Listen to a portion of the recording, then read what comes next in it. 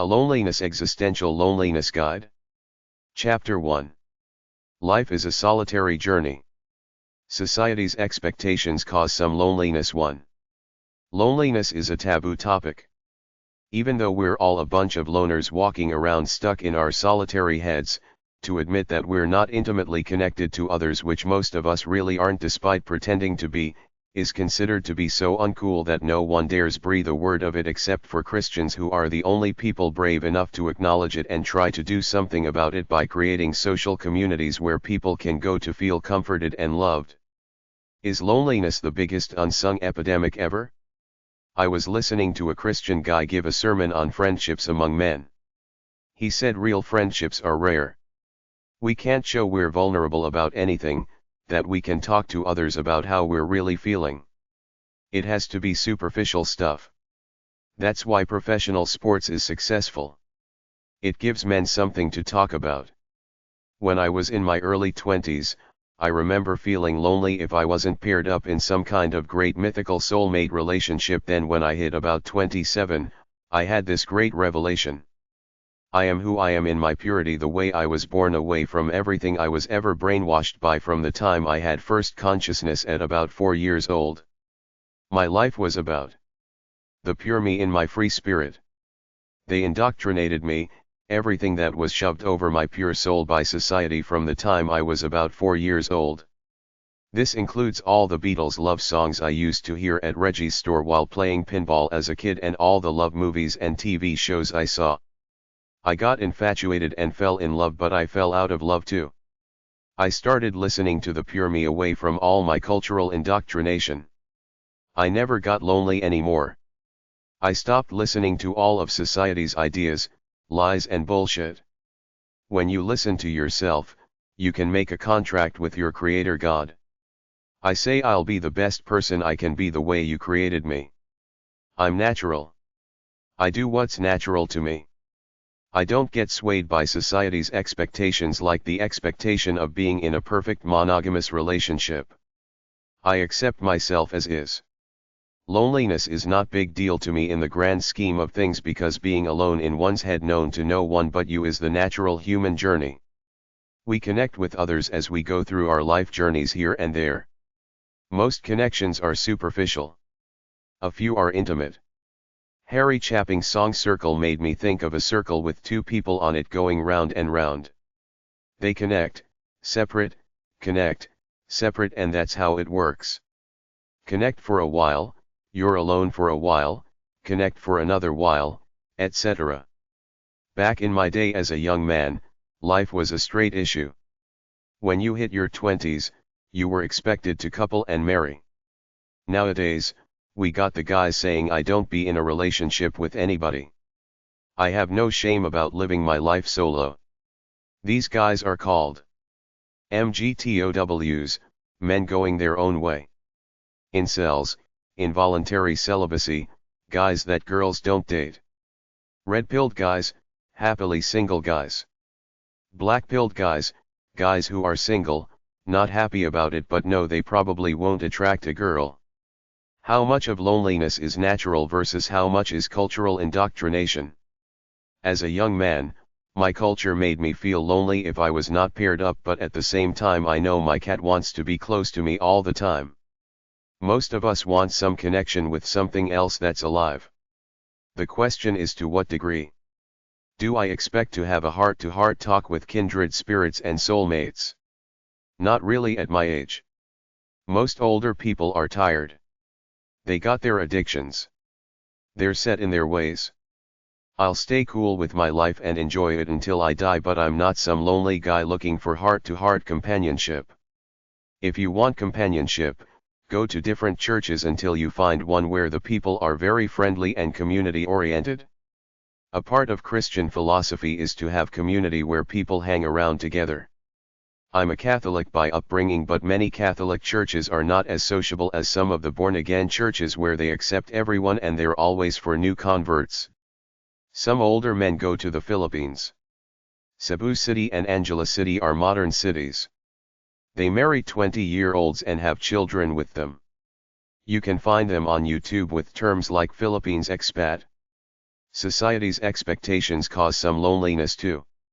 If I'm dealing with people, my radar is out to subtly try to discover what their center of life is, what motivates them. It could be anything from donuts to a sense of purpose someone feels was given to them by God. I look for common ground with me. I live to release the natural power inside of me. I sense loneliness, or at least a feeling within people that something is missing, there is something that they isn't getting somehow. I sense it in parents with several kids. I sense with bigs hots, people with power and money. Every several months I either go to unshackled.org or go on YouTube looking for Unshackled playlists. They are radio plays done by the Pacific Garden Mission in Chicago about people's lives. They're good because they're honest. People talk about what they went through. Loneliness is a common theme, trying to fill the emptiness within. It's common. Of course, we don't talk about it because it would admit failure, like you're not one of those glossy, happy, perky people on TV. I understand that everybody has a social face and a real face. I enjoy my life no matter what because I realize this is my life. If I don't enjoy it, it's my fault, so I don't care about loneliness. I'm happy as is. I think there is a huge unspoken epidemic of lonely, misunderstood people everywhere. It doesn't matter if you're the head of a family surrounded by a spouse and kids, or a big shot with 2,000 employees. People routinely feel unconnected to other people, unconnected to themselves, and unconnected to the divine God inside of themselves. I know at least part of the reason why. Love shows and movies always end with a perfect moment, a perfect connection between a guy and a girl frozen in time. Family TV shows always have everybody united for the common cause, the family, at least the ones I watched as a kid. The Waltons lived in the country. They all had to do chores to survive, like chop wood, grow a garden, etc. This does not exist in modern cities. In the real world, especially in the modern world, everyone has different agendas. Take a look at a typical family. The father works, plays golf and watches sports on TV. The mother reads romance novels and shops for clothes to try to look good. Each kid owns at least one electronic gadget. Each has their own fantasies and dreams. On TV, the Waltons dealt with issues that concern the family. In real life, everyone is doing their own thing. Life goes on and on. You cannot shut it off. It does not end like a TV show does with everything resolved. When I was in monogamous relationships, the girls always complained about two things. 1. Not enough physical time spent together. 2. Not enough of an intense emotional commitment day after day. In the movies, the guy gets the girl, they embrace, it's a perfect moment frozen in time. People want utter, total, absolute intimacy, a close, intense embrace where two bodies touch tightly. It's easy in the movies. In real life, people might get this a few times during the courtship process, then never get it again. In real life, I got bills to pay, I get tired, I got my own fantasies, and I'm driven by an inner code that has nothing to do with romantic love. Romantic love to me would at best be 25% of my life. I'm not saying that I represent all men, but men have things to do beyond romance. Girls want a big show of commitment and time spent together all the time. This is why so many girls in relationships still feel lonely. Guys in general will not match what the girl wants out of them. The typical father is seen as the breadwinner by his wife and kids. Other than that, there is often no emotional depth. It was like this guy on a TV reality show. He came home. The only one who greeted him was the dog. Everybody else was there but busy doing their own thing. Guys get rich and powerful in the world but still feel misunderstood. They want somebody to feel what they do and touch that common ground, but in the world of work, relations are too formal for that. People want to be understood, felt, touched, embraced, and held tightly for who they are and in spite of it. They want to be unconditionally loved, and they want it all the time. Pets can give you that love. I think there are a few loving people around. I think most people think they are warm, loving people, but I believe it is massive self-delusion. Modern capitalist pop culture entertainment uses the "you are a star, you are special, you deserve a treat" idea to sell product. Virtually everyone in modern Western society who watches a lot of pop culture entertainment is a self-centered to selfish to greedy to evil narcissist. People wonder why they feel lonely. They should ask themselves how self-centered to selfish they are. What about all that texting, tweeting, Facebook profile editing and all that other stuff? Does that make a person feel less lonely? It's a very weak substitute for the true intimate love people want, but because it is all they can get right now, they'll take it. The problem is that all those things we do to try to relieve loneliness don't really help, because we want that deep intimate connection we see frozen in time at the end of a love movie. Loneliness Essay 1. How much loneliness is natural? How much loneliness is caused by a culture that's constantly telling you to be in love with all the love songs, love movies, loving couples in commercials, etc. We want a perfect love with one or more people that lasts a lifetime, but regardless of whether you get it or not, you as an individual are always there, stuck in your head alone. Loneliness is as much cultural indoctrination as it is a natural inherent part of our nature. Cultural indoctrination makes it seem much worse than it actually is, because it is the human condition to be alone, stuck in your head. If you accept that this is the reality of your life and get on with trying to live a great one, you'll be a lot better off than all the lonely hearts, both married and single, neurotic about not being loved or connected enough. Society has conditioned us to feel empty if we don't feel as though we're connected to another person, a group, an organization, etc. This fear of being alone is so bad that it's a deep neurosis in millions of people, especially women. They feel really bad if they're alone with no one around to feel connected to and often fall to pieces, but to me, it's all typical human weakness and foolishness. You're always stuck with you alone. That's the existential human condition. When you connect to your own identity and live by it, you have stability and peace within. You're not neurotic about anything. You accept your life and the human condition in general.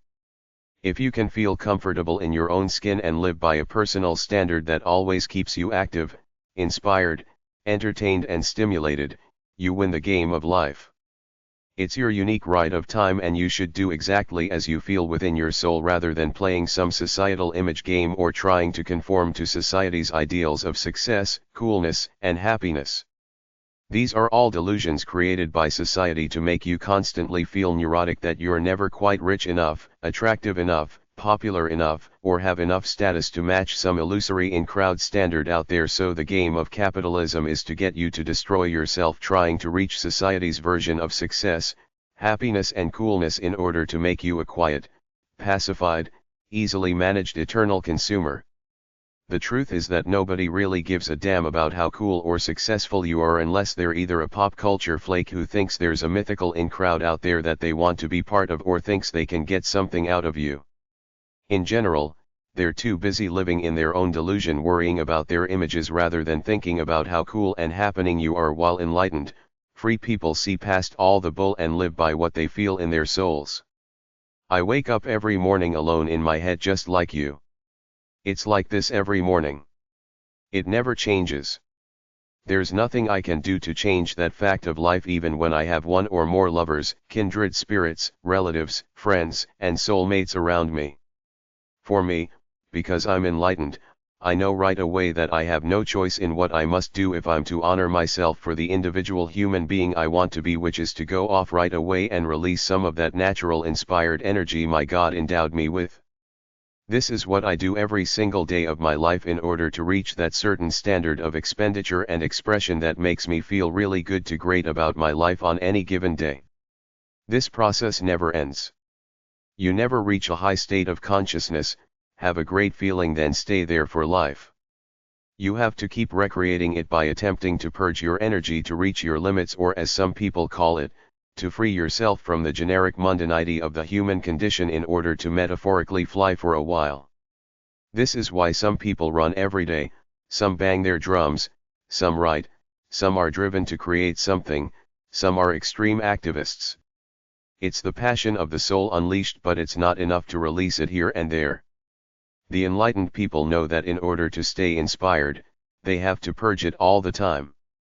For everyone who's not enlightened, regardless of whether they feel loved or not, if they don't understand that this is the only formula for well-being, happiness and transcendence, and don't live to honor themselves by constantly intensely releasing natural, potential, inspired, hedonistic, sensual and loving energy, they will be generic human beings.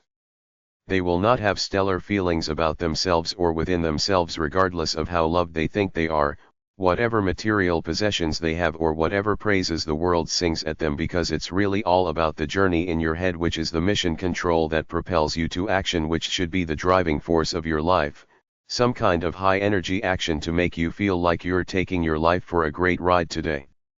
Most people simply do some activities that are not inspired nor from their souls, such that their day passes in a state of generic mundanity.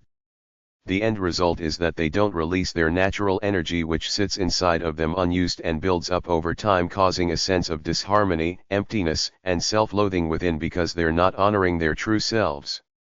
What we got is a bunch of people going to school, taking courses that are not really intrinsically interesting to them, working jobs or running businesses they don't really like, that don't tap into their store of natural inspired energy. The net result is a bunch of mundane, generic people running around, each living in pop culture, capitalist fantasies of their own creation, with their store of natural energy stuck inside of them unused, lurking in there like a spiritual cancer, while they continue to be battered and polluted by the capitalist pop culture media agenda when they watch TV, read magazines, listen to the radio, etc. Then they wonder why they feel empty and have what the system calls low self-esteem. The TV talk shows perpetuate this state of affairs by using all kinds of psychobabble, but never clearly understanding why, despite all of our technological advancements, we live in such a lost society with empty souls running around brainwashed by the system, not realizing they are detached from their true natures as individual human beings. Most of us are brainwashed to have a neurotic need to be liked by others so much that we constantly seek approval as a measure of self-worth. Then when we don't get it, we go to pieces. When you do this, you're giving others control over you. When you cease to be concerned about what others think of you and concern yourself with living a great life according to your own standards, other people can't manipulate you or make you feel guilty for not meeting their standard anymore. The other big one in relationships with people is the capitalist philosophy of trying to control others in the name of leadership, elitism, arrogance, power, money, and status. I say life is too short and you never really control anyone else anyway, because as soon as you're gone, like the boss of a company, everybody goes back to playing their own games. So why waste time trying to either fill other people's minds up with thoughts of how fabulous you are or trying to control them outright?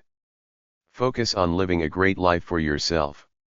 Everything from the liberal arts academic realms as opposed to the hard sciences, the pop culture entertainment industry, the mainstream media, religion, and New Ageism are all artificial constructs used to somehow control you or turn you into a good, pacified consumer who spends his or her money on these things thinking that they are there for the common good, which is your good, when they're really there for their own good, whilst trying to manipulate you into thinking they're there for your good.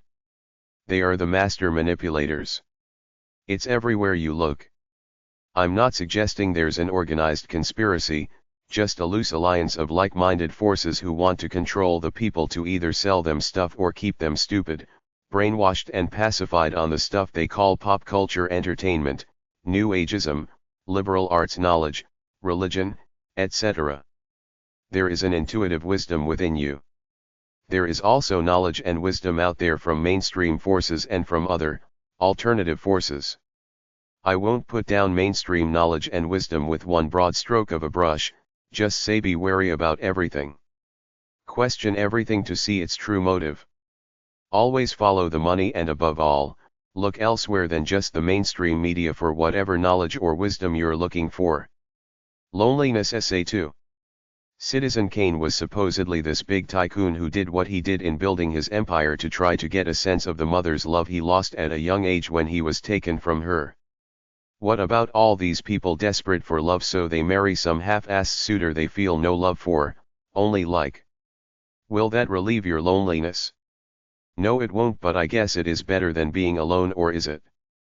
People in general are average, half-assed people who meet another average, half-assed person. They marry, buy a bunch of stuff, have a few kids, get fat, and there is very little intimacy. This is why I believe most married couples are just as lonely as a lot of singles. It's like married but alone. I consider it a privilege to be alive and healthy enough to do what I do every day from the natural energy inside of me, but this is boring to most people. They want to go straight from nobody with no self-respect or accomplishments in life to deep, strong love. It rarely happens except in movies. Some nobody who has not done anything to develop themselves all of a sudden gets adored by some dreamboat. Average people without great looks, great bodies, great attitudes, or great accomplishments think they will meet some dreamboat because they saw it in thousands of love movies and TV commercials. I go for a walk with my dog almost every night. As we play in a big open field, I look up at the sky and think that the day I die, I hope I will still have the health to take my dog out for a walk to see the night sky with its sense of mystique and sacredness. That's as good as it gets, to get through life to old age unscathed with your body and mind intact. The best way to not be lonely is to have no delusional expectations about meeting some dreamboat who will change your life. You come out of the womb alone. You are always alone in your own head, then you die alone in your own thoughts. What is important between birth and death? Is it to release that adventure of untapped natural energy inside of you, or is to try desperately to find a movie kind of love? I live by my true nature. I have no delusions. I feel sorry for all the people sitting around feeling lonely because some dreamboat hasn't popped up. They create loneliness themselves rather than feeling good about their lives and running with it for whatever it's worth. Either way, if you have a great loving mate or you don't, it should all still be a great ride. If it's not, then it's you who are creating your feelings of loneliness. People surround themselves with other people because they think it will relieve the lonely, empty feeling they have. People socialize like crazy, hang out in bars, join clubs, become comedians, etc.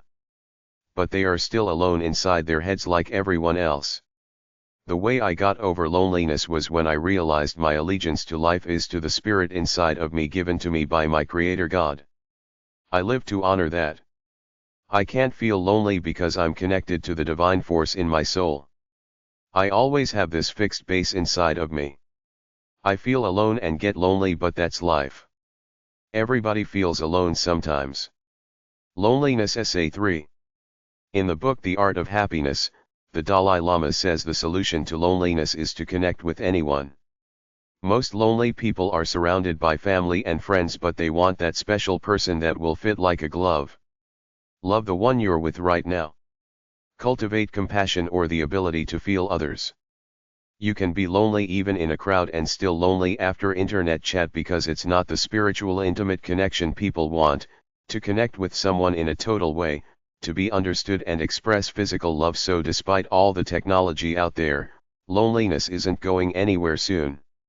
No one wants to talk about it. No one wants to admit to feeling lonely, but most of us get lonely because by design, we're loners stuck in our heads and we want to connect with others to take the feeling away, which is why the search for love, constantly reinforced by corporate advertising which is always trying to sell you something to make you more desirable, beautiful, sexy, and appealing, will never, ever go away. Most people want an intimate love above all else in life. That's just the way it is. Friends, pets, food, material goods, booze, pop culture. Amusements cannot really fill the void of wanting to be in love for the types of people who want to be in love, which is not all people, because some people are perfectly happy in lifestyles that don't have romantic love in them. There are 3 songs out there that I can relate to because they talk about something I'm kind of lonely about, but I don't dwell on it much. I just keep going, trying to squeeze as much life out of my life as I can. I get lonely for the idealized, fun, easygoing times of my youth. I feel that I lived out the greatest youth that I could have for a guy without a silver spoon in his mouth, but now I see myself aging. My contemporaries have mostly moved on to responsible lives in some manner, generally taking on a family and a steady job. I still feel young but see a few wrinkles on my face and mourn for the youth that will never come again because that time has passed and I don't fit in anymore to the demographic of free, easygoing young people interested in exploring life, but then again, I'm over that anyway. I know exactly what I want out of life, but I still get sentimental for the good, old days now and then. Middle-aged people can't go around like young, easygoing bucks and babes curious about life because people are suspicious of their motives. Youth gives you a carte blanche pass to go anywhere unhassled. Now, that I'm middle-aged, it's not cool to go around acting like a 25-year-old, so what the hell am I supposed to do? Just keep living the best I can. The 3 songs that make me feel sentimental are Those Were the Days, Mary Hopkins. Seasons in the Sun, Terry Jacks. Alone Again Naturally, Gilbert O'Sullivan. All these songs were on the pop charts 30 or more years ago.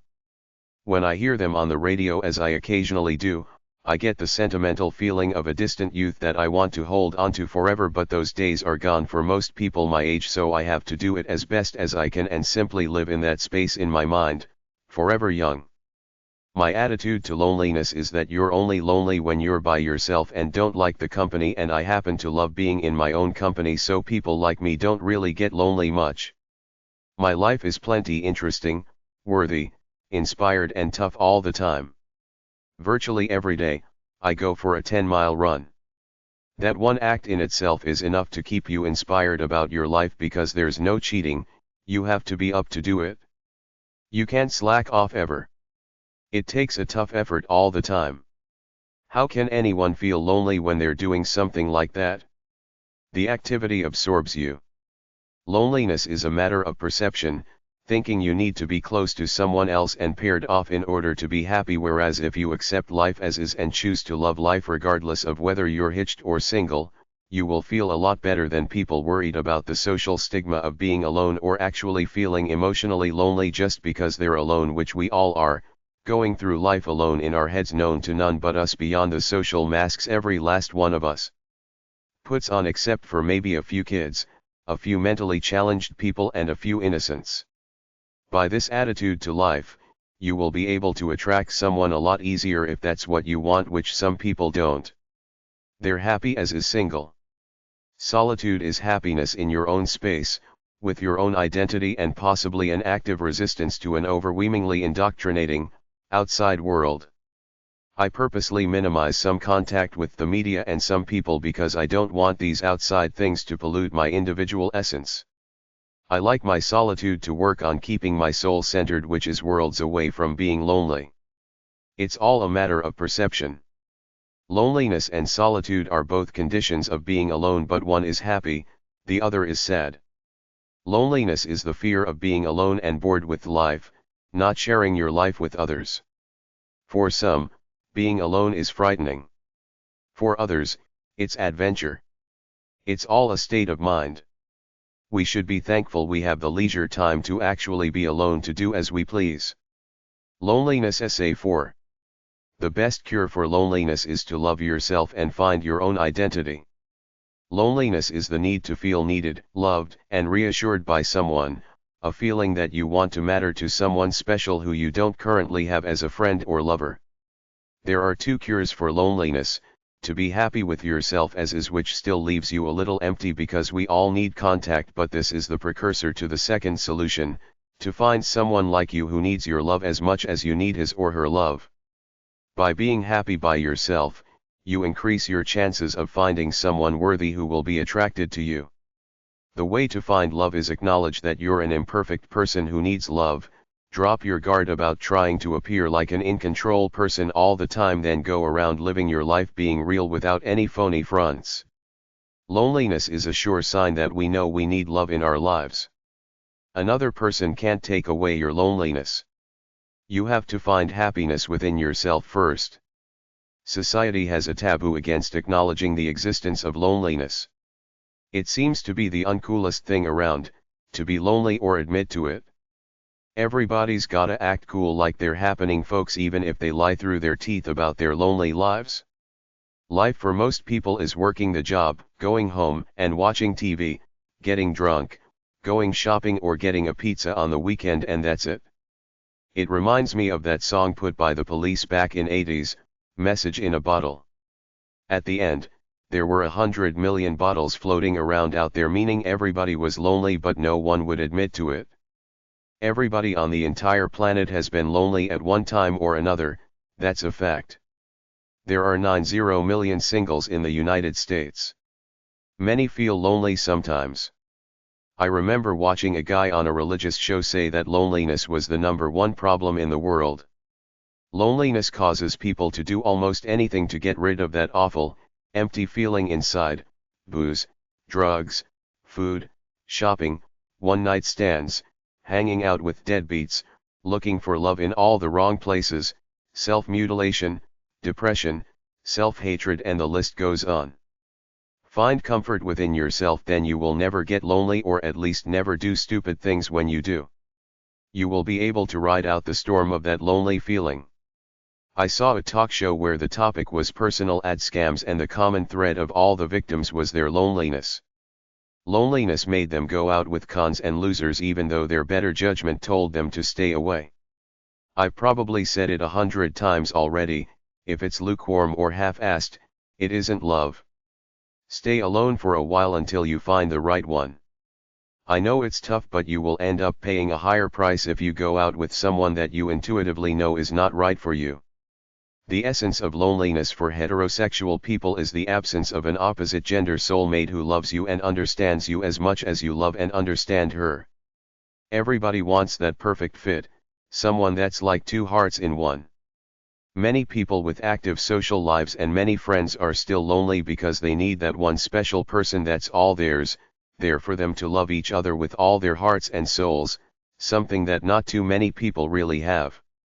There are plenty of lonely hearts out there who are willing to share their lonely lives with you, like your dog, your buddies, the boys at the bar, and virtually any homeless guy on the street. You can even find an opposite-sex warm body at a bar, but that won't necessarily ease your loneliness because it's not the soulmate thing. Loneliness Essay 5.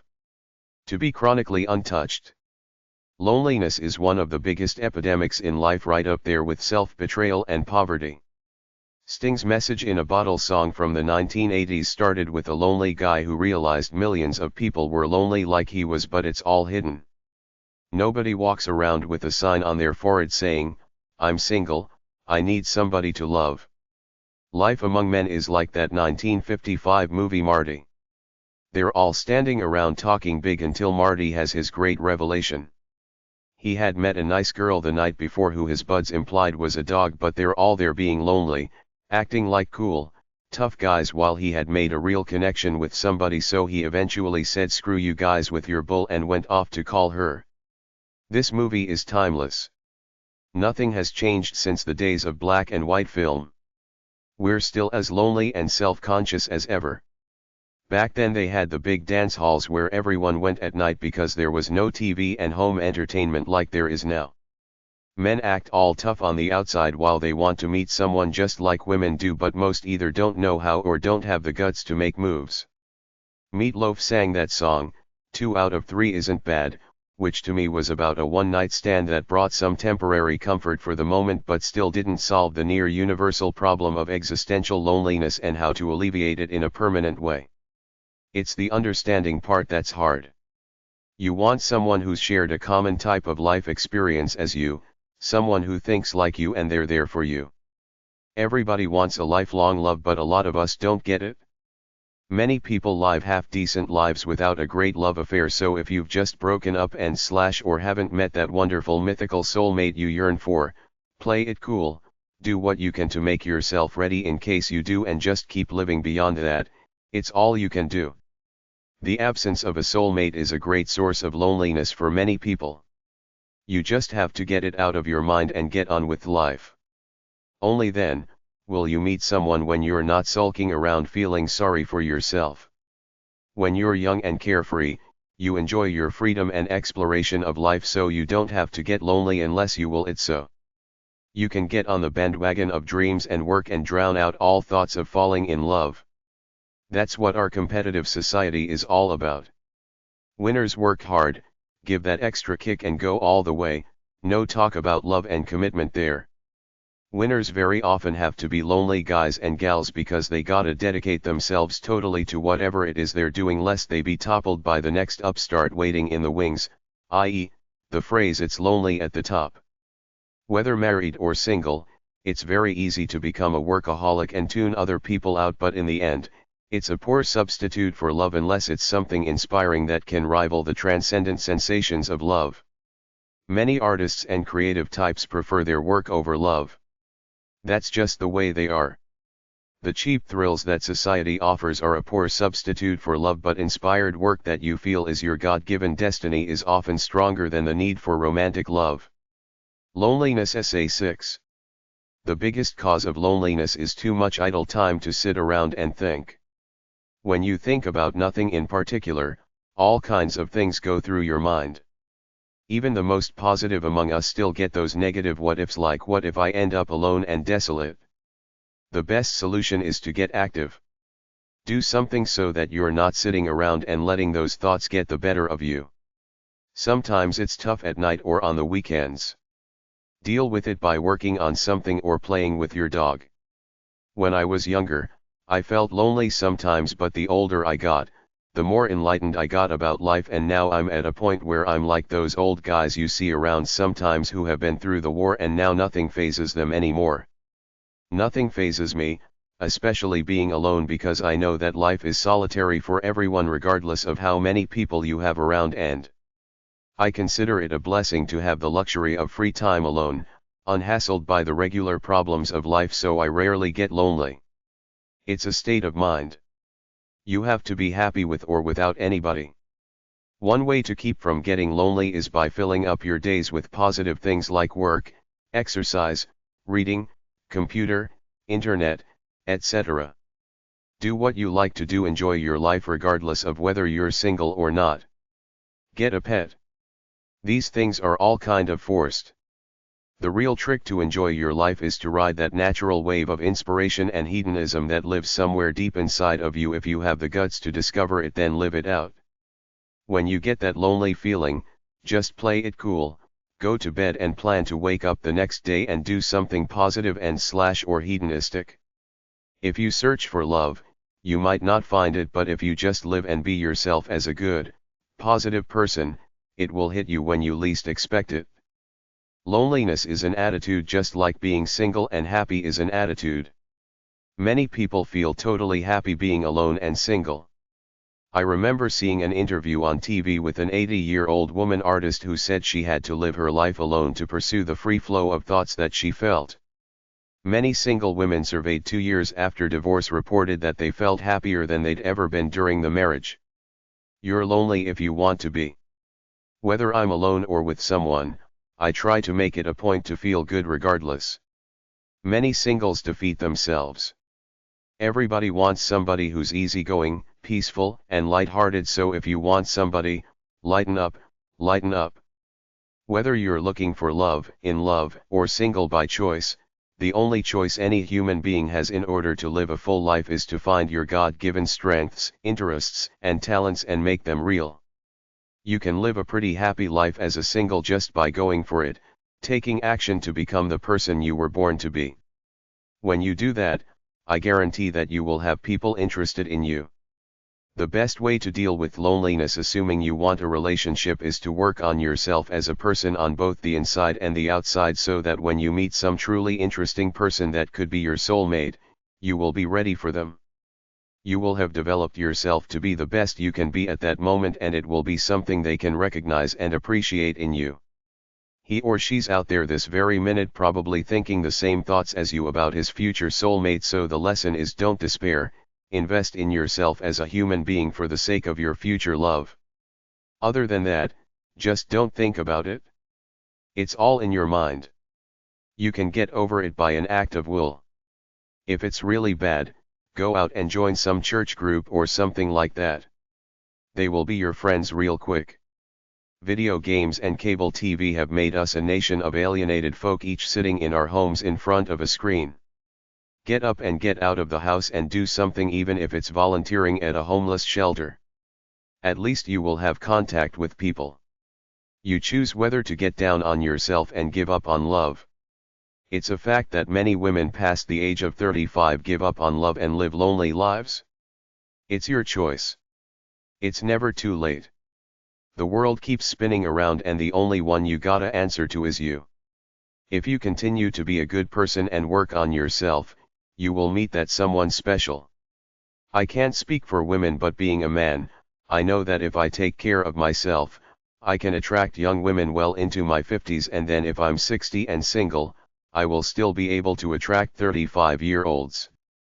The lesson for all you lonely hearts out there is to get up off your butts, put some sparkle in your life and on your face, and you will be able to attract somebody soon enough. Even if you're old, it's never too late. You can always attract a sparkly, nice older person. It beats having those nightly pity parties for yourself. One more thing, if you're really lonely, don't listen to love music, it will just make you more lonely. See the 1984 comedy with Steve Martin, The Lonely Guy. Loneliness Essay 7. Loneliness is a state of mind, a disease of an empty soul that has been brainwashed into thinking it's missing out on something. Joe, the happy, horny hedonist. We've all been lonely at one time or another. Single people get lonely, but the big deception is that married people are all lovey-dovey and cozy, when the truth is that it's worse to be married to someone you have no emotional connection to than to be alone and free. I remember feeling lonely occasionally as a young man without a soulmate to be with, but then at about the age of 28, when I realized that we're all loners walking around with phony fronts, and discovered my true identity. I was free to live my life for the ride it was, and have never really been lonely since, because I have myself. I know what my life is, and that's all I really need. I suppose it would be nice to have a soulmate, but firstly, I'm a hedonist. Transient pleasures serve me fine. Secondly, since I know who I am, if I have one soulmate, I would think, why not have 2, 5, or 10? I feel more polygamous in spirit than monogamous. Thirdly, I live by a standard of self-respect. It's the most important thing to me. I have to release a certain amount of inspired aesthetic energy every day in order to honor myself. After I do this, it doesn't matter what I do. All that matters to me is that I meet my standard every day. Fourthly, I feel that I live in an overly soppy, psychobabble society made up of a bunch of wimps. 100 years ago, people had to work all day in order to survive. Nowadays, we got so much free time and so much mind pollution from the mainstream media that many people are brainwashed into thinking there's something wrong with them if they're not in some TV family type relationship, which we all know is a lie, because the stuff on TV is fantasy stuff thought up in somebody's mind. It's not the way the real world works or how most people live. I see myself as an artist, bohemian hedonist. By definition, I live by my own thoughts and feelings, and for them. They are my nirvana. My goal is to be as true and pure to myself as possible. I've written my Free Spirits book about this. The purpose of life to me is to capture moments of transcendence here and there through what I do, namely an intense release of my natural energy, and also to culture a long-term sense of well-being about myself, which I do by constantly expending myself to my limits. This is nirvana to me, to blow a load of aesthetic primal spiritual energy today that comes from my soul to help make me the person I want to be, then to sit back and enjoy my life after this. I don't know of any other definition of happiness than this. It's my attempt to constantly go after the perfect feeling. It's not about those lists of happiness the psychobablists have come up with, where they list 8 factors or so, and if you supposedly have all of them, you score high in happiness. I saw them interview a few of these supposed happy people on a CTV show about happiness. It was a lie. Fat people can't be happy because they are out of harmony with themselves. None of these people looked like they were riding their lives, expending a lot of inspired aesthetic energy. It was more like a generic, clinical definition. They were scored on 8 factors, which went something like: I have a good attitude, I savor life, I have friends and family, I feel I have enough money, I am satisfied and thankful, I try to smile every day, etc. This is the psychobabble approach to happiness. The enlightened free spirit's approach is to try to touch nirvana by expending yourself mightily in what you love to do, and when you've blown that load of energy on any given day, you have reached transcendence and will be able to ride out a feeling of happiness for the rest of the day, then do it all over again tomorrow. Loneliness-Existential. I know we're all alone in the universe, a bunch of loners stuck in our heads, our thoughts and feelings known to none but us, even if you have a bunch of soulmates and kindred spirits around. An artist knows that this is the human condition. There's nothing he can do about it, so he simply makes a pact with himself to live out his ride of the human experience as best as he can. This is why I can't relate to loneliness. I rarely feel lonely because I have myself, my own standard of how I should live. My life is one big, never-ending journey of experience. That's as good as it gets, which is why I ride it to the hilt. I don't particularly care if I'm alone or with other people. I will get my dose of life today no matter what.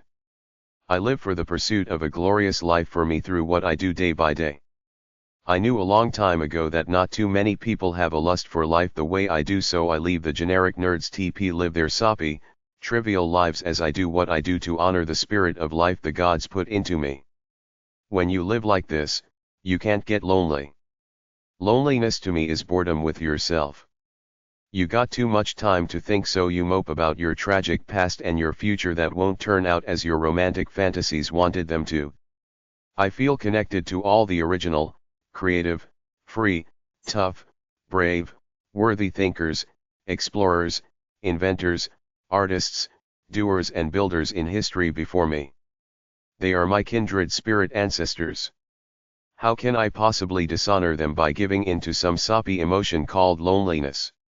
Loneliness is for the weak wimps, people not bold enough to live their own lives come hell or high water, do what they feel they were meant to do within their souls unfazed by the rest of the world.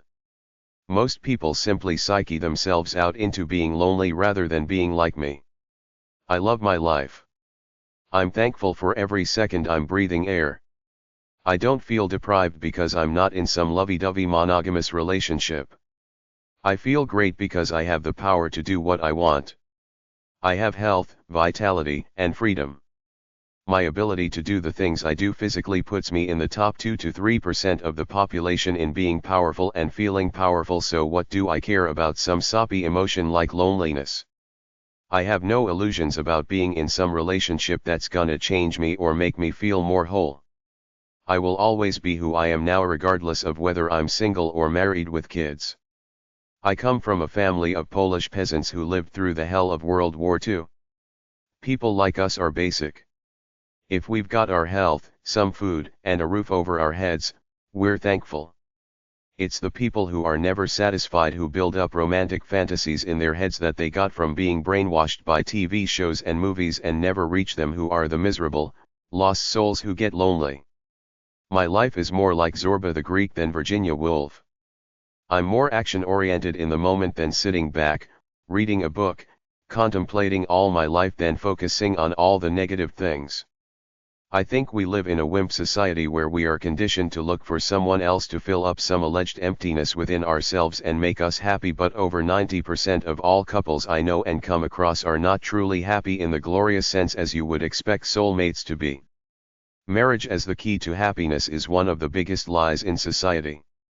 It makes some people happy, but for most, it's just a generic social indoctrination routine, no different than being two strangers in the same house and then they go on stupid talk shows with stupid psychobablists and cry about how they're not in a perfect, lovey-dovey relationship while we got kids starving in Africa somewhere. Get real. We're loners stuck in our heads by design. Most people will not get the love they really want, which is why you should focus on finding happiness within yourself first. Never mind feeling lonely. I got a life to live. I don't have time for such weak emotions. My connection is to my soul and my kindred spirit ancestors throughout history who had the guts to live their lives the way they wanted to or die trying. If I've ever got some free time where I don't feel like doing much or feel tired and lackadaisical, I turn to my other hobby, which I've written a resource book about, recreational substances. When you're into recreational substances, you know you can always get high and experience some pretty incredible feelings and worlds. It's a great hobby. Don't listen to all that negative propaganda out there about them. I've had some of the most incredible experiences in my life on drugs. In the end, you're always stuck with you alone. Why fret it? Live your life. Loneliness is for the wimps not strong enough to simply be thankful for being alive. You cause your own loneliness. It's all in the way you think and live. Chapter 2. Loneliness could make you feel empty if you let it. The dark night of the soul. You can have one dark night of the soul or many. It always comes down to two things, at least for us people living in the safe Anglo-Saxon societies. 1. I'm running out of money, I don't have a job. What do I do? I could end up homeless. 2. I feel alone, I feel lonely. Is this how I will spend the rest of my life, sleeping alone every night? Will I die alone? The only truly enlightened, tough, courageous people are the ones who live true to themselves and don't just parrot this empty cliché, I'm true to myself. People get lonely. Plenty of people die alone. They're found later laying on the floor or in bed in their house or apartment. So what? Keep living until you drop. I feel good. Don't mourn for me, Argentina. If you don't enjoy your life single or coupled, it's a tragedy. There are human tragedies everywhere because people sit around and never do anything intense. That's the tragedy. If you want to hide in some stupid marriage because you're afraid to be alone and do what you really want to do, you're in good company with all the other wimps of the world. Loneliness one-liners. The Lord God said, "It is not good that the man should be alone, I will make him a helper fit for him." And out of the ground the Lord God formed every beast of the field, and every bird of the air, and brought them to Adam to see what he would call them, and whatever Adam called every living creature, that was its name. And Adam gave names to all cattle, and to the fowl of the air, and to every beast of the field, but for Adam there was not found a helper fit for him. Genesis 2:18-20. A father of the fatherless, and a judge of the widows, is God in his holy habitation. God sets the solitary in families, he brings out those which are bound with chains. Psalm 68:4-6.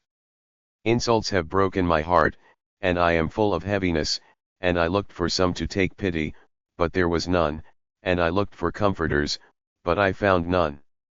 Psalm 69:20. Loneliness is poverty of the soul. Solitude is the richness of it. The worst kind of loneliness is to be in a relationship with someone and they're never there for you. Many a housewife staring at the back of her husband's newspaper or listening to his breathing in bed is lonelier than any spinster in a rented room. Germaine Greer, The Female Eunuch, 1970. If you're lonely when you're alone, you're in bad company. The loneliest feeling in the world is going to bed with the wrong one regardless of whether it's a one-night stand or a long-term relationship. Lonely chick. Lonely people talking to each other can make each other lonelier. Lillian Hellman, The Autumn Garden, 1951. Loneliness is the surest cure for vanity. Solitude is holding an audience with God. en.thinkexist.com/quotation/loneliness. quotationsbook.com/subjects/717/loneliness. quotationspage.com/subjects/loneliness. quotes.prolix.nu/loneliness. Chapter 3. How close can anyone get to anyone else? How close can you get to other people? 1. I'm not looking for deep, intimate perfection, I just want a true friend. I can walk with anybody but only for a while and not too close because this is the nature of the human beast. Everybody walks alone. There is no equality among people. In any situation, there's always a conflict between those with the power and money versus those without it. Love is a part of life but it's not necessarily the be-all, end-all although it could be. The key is doing whatever it takes to keep yourself inspired and happy day by day, and a lot of this is done alone, some is done for love. If you can have both, things you love to do and love with a few others, that's great. If you can share whatever it is you love to do with others out of love for the process and love for them, that's the greatest way to be, but not necessary to live a great life.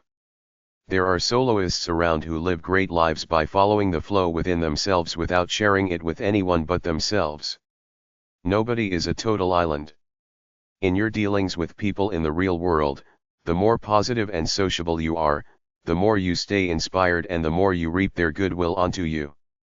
Wherever you go, whatever you do, all people will judge you by your good, easygoing nature, your pleasantness, friendliness, the sociability in your aura and gentleness or lack of it.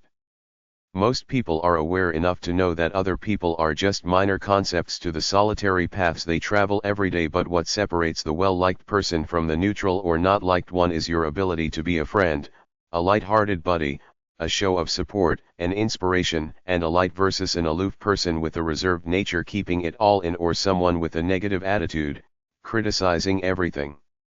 If you make pleasant small talk, help and support the people around you, whoever they might be, you will have friends and the day will go much easier simply by virtue of exchanging this positive energy between you. If you exchange your thoughts and inspirations with whoever you might be with, you feel more connected to the human race and people tend to like you for being a positive force, sharing yourself, being a part of the spirit of life in some way. I've found this works just like releasing the natural energy inside.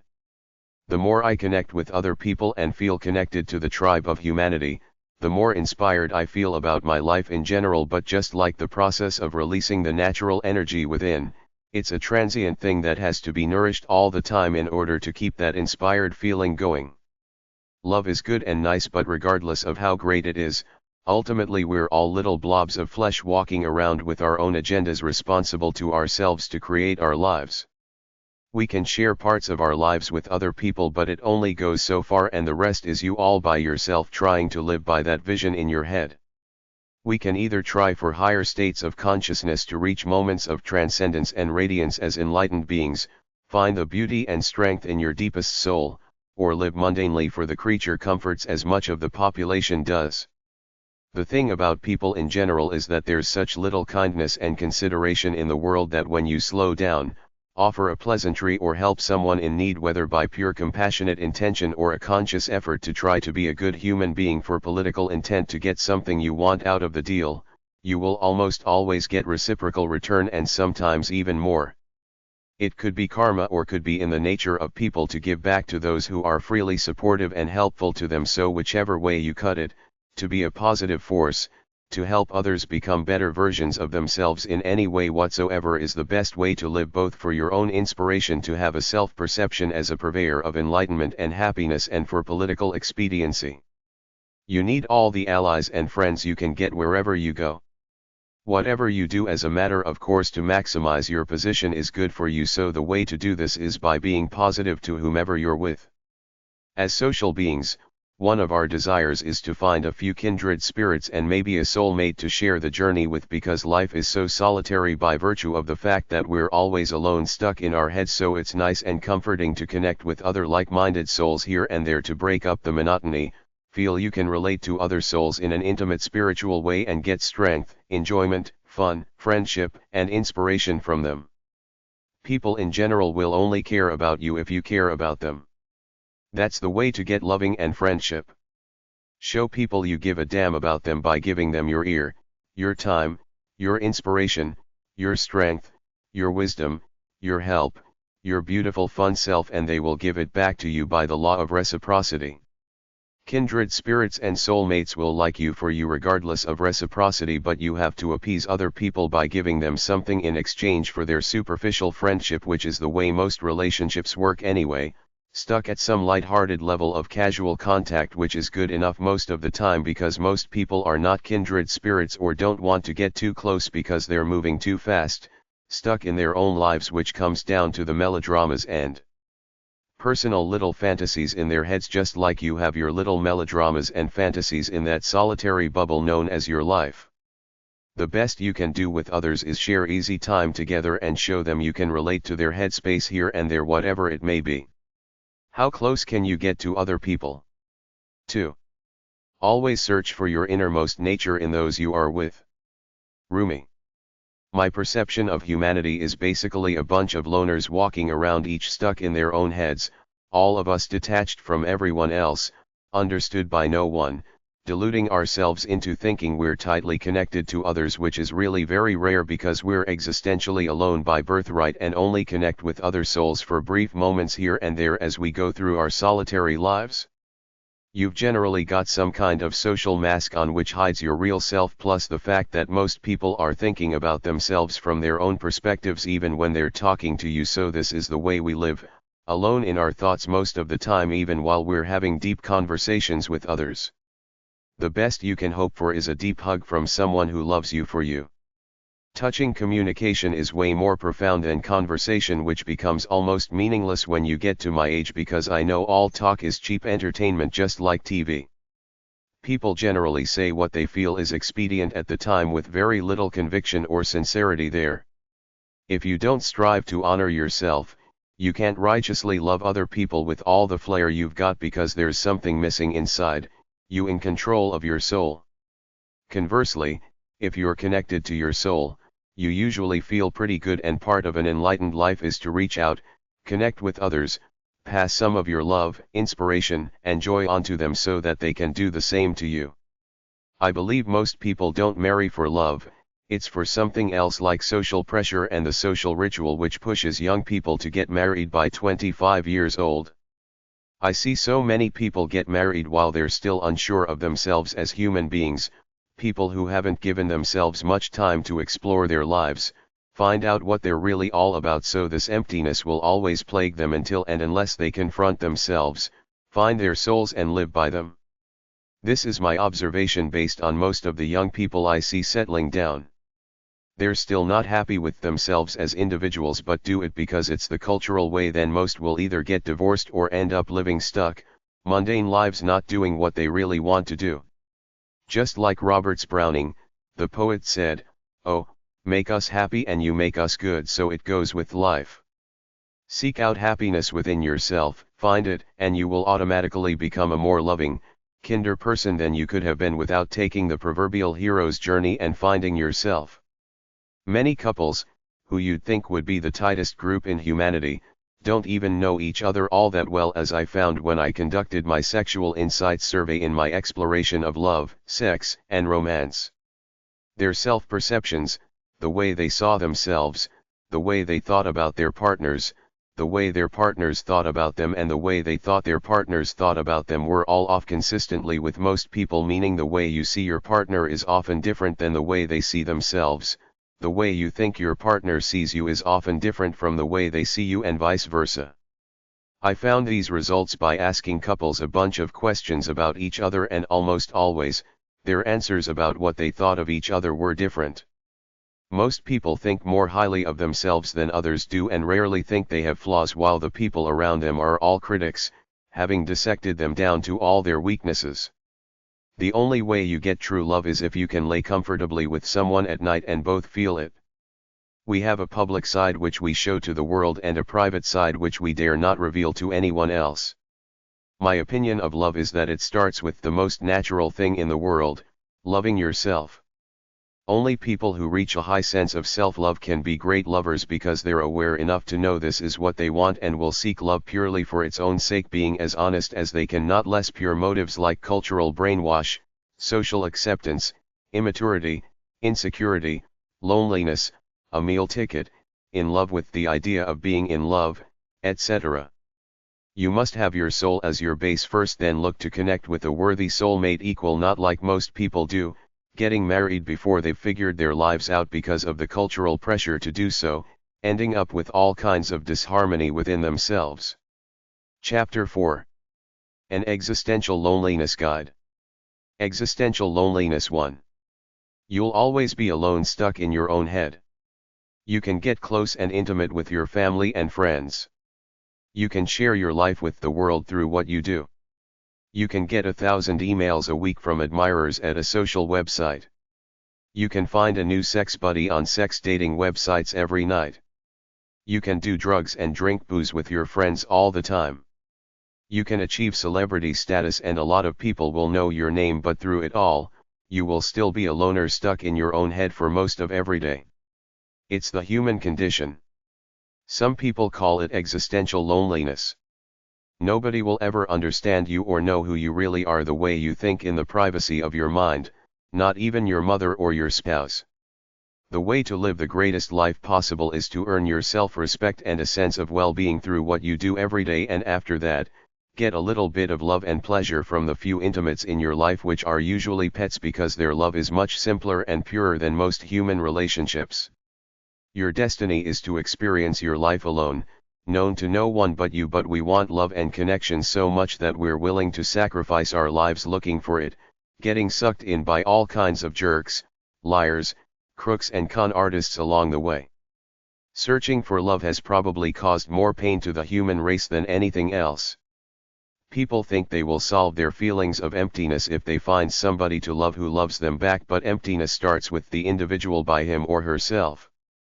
The mass media has brainwashed us to think that love will solve all of our problems, that if we just find a soulmate, we will be happy forever, but it's not true because you are an individual who spends most of your life alone in your head. In order to be happy, you have to conquer yourself. You must discover your true existential identity, what talents and tendencies your Creator endowed you with, what you're naturally good at, what you like to do, then live to honor who you are in your free spirit. A lot of people never discover who they really are. They get brainwashed by the artificial values of the world. They don't live in harmony with who they really are, so they're lost souls who mistakenly think that finding someone to love will change their lives, but it won't, because their real problem is that they're not living in harmony with their true natures. Even after you find a beautiful, loving mate, you will find, as I have found, that nothing much has changed in your consciousness, the way you think and feel day by day. It's still you alone in your head facing the biggest challenge of life, discovering your true identity and honoring it. My intimate relationships make me feel great, but only for a little while every day. We all have other things to do, and it would be uncomfortable for me to sit there with my loved ones, touching them, feeling them, serenading them all day long, telling them how much I adore them and love to be with them. When I first fell in love as a naive kid, I thought that something was supposed to change about my consciousness and state of mind permanently, because I had been brainwashed by watching thousands of love movies and shows on TV all my life. They always ended with the happily ever after thing. With my first real love affair as a young man, after the exaggerated, overly intense puppy love of the teen years, I went through that love-struck phase where you're walking on air because you're in love, but after 3 weeks at the most, physiologically the love hormones oxytocin and P get tired and stop shooting your body up to make you feel high. On top of that, I still had to go to school, work out, buy groceries and do other things. The first time I fell in love, it was really intense. This trend continued on throughout my 20s and some of my 30s, but then romantic love started losing its intensity for me. Now it's just another sensation of life, equal to a number of other sensations I experience. It's no big deal. I live a full life regardless of whether I'm single or in a romantic relationship. My point is that you can fall in love and go through all those fireworks, but then they're over and there you are, alone in your head, having to deal with your life again, even if you have this best friend and beautiful mate beside you. I formulated free spiritism after I realized I have my own sense of inner accountability to the soul, free spirit, or essence that is me, away from everything I've ever been brainwashed by, because this is all anybody real owns in life, this never-ending stream of consciousness in your head. The only way any human being can possibly feel great all the time is to honor that inner sense of accountability you should feel within yourself of who you were born to be, by releasing the natural energy inside of you every day, day by day. If you follow the artificial values of the world and don't realize that the key to a great life is to constantly release the natural energy in your free spirit, your life will be anywhere from mundane to miserable. The fact that you're loved or not doesn't have much to do with culturing a constant euphoric sense of well-being about yourself, because there is only one way to genuinely feel good about yourself. You have to earn it by doing tough, challenging, inspired, noble, worthy things that make you feel proud of yourself. It's about self-respect. My life centers around earning a good dose of self-respect every single day through what I do.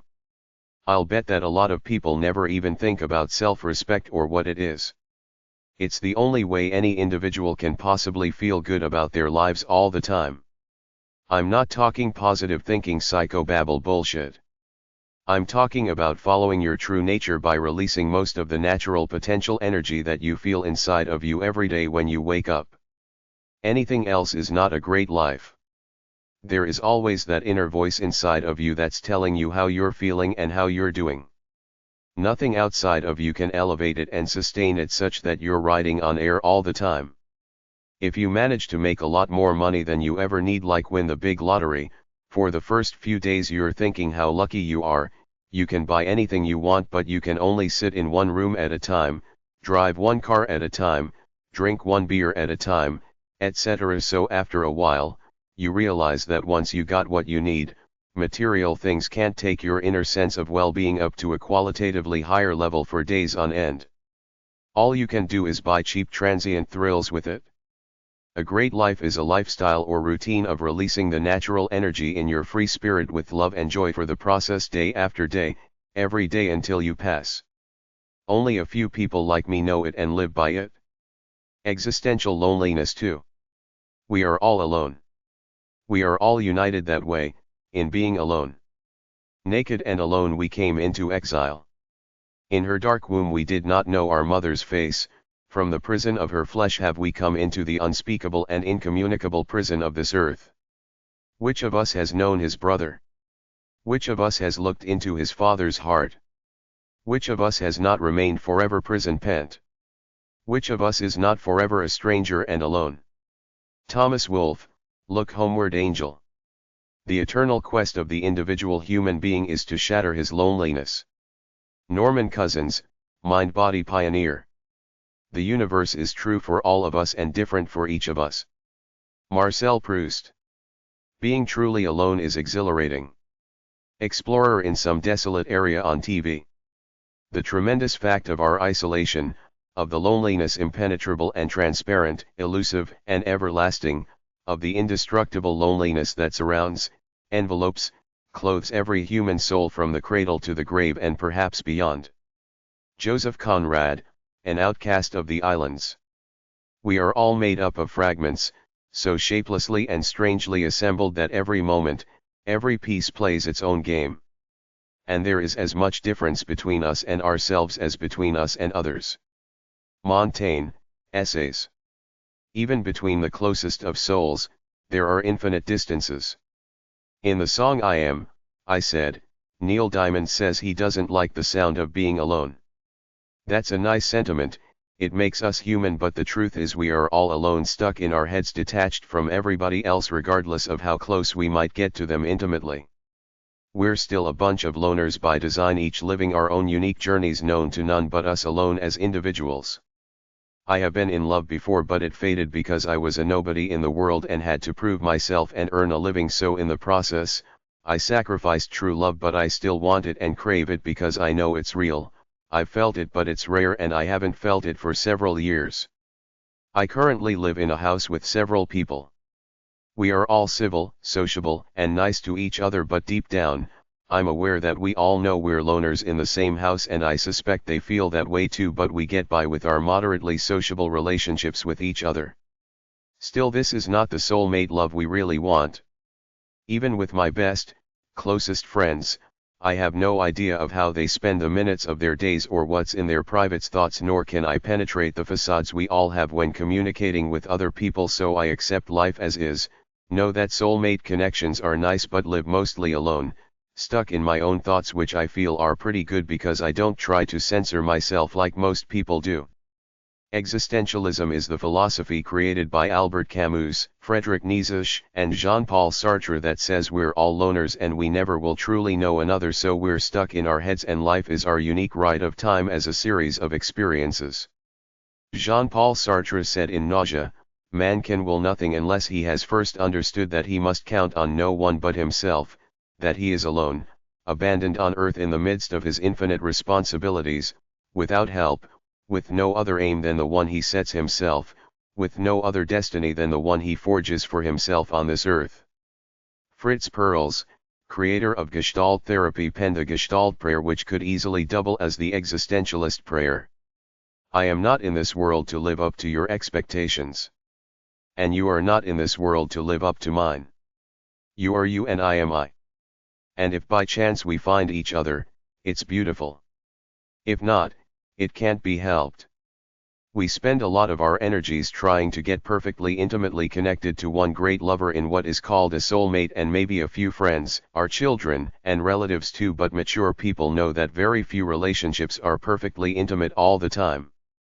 They're more like the song Circle, written and sung by the late folk singer Harry Chapin, where he says that life is a circle and relationships are a circle, going round and round, getting close and deep with our lover, then losing this intimacy for one reason or another, going around the circle to get close again, then losing the intimacy once more. And this is what life is, a series of up-down cycles with your lover. So the lesson is clear. If you can't be perfectly intimate with the one great love of your life, it just goes to prove there are significant differences between all people, which is what existentialism means. Everybody experiences life from their own unique, solitary point of view that no one else will ever share or understand. Existential loneliness is the empty feeling some of us get because we're alone, stuck in our heads, always solitary no matter how close we get to anybody else, because we can never share our true complete selves with another person, partially because it would be too embarrassing if we were honest enough to share our innermost feelings with anyone else, and partially because it's impossible anyway. We all live our lives as a unique experience of a human life, different from anybody else's, unknown to anyone else. This is the reality of life. Accept it, accept your relationships despite their limitations, and move on with your journey of finite time. Sure, strive to satisfy your need for love and intimacy, but always know it will not fulfill you perfectly simply because it's your life alone in your head. So the first rule is to focus on making yourself happy alone as is, because that's all you ever really own anyway. And if you're messed up by not being comfortable in your own skin and look to another person's love to fill you up, it won't work, because another person can't give you a strong sense of identity. You only get that through your own efforts by living your life true to yourself, such that you're happy standing alone in the world. If you reach this level of enlightenment and mastery, then you have something solid to offer another person, such that the two of you together can increase your mutual happiness by sharing a part of your lives with each other. But you're still mature enough to know your journey will always be alone, experienced from your unique perspective in your head.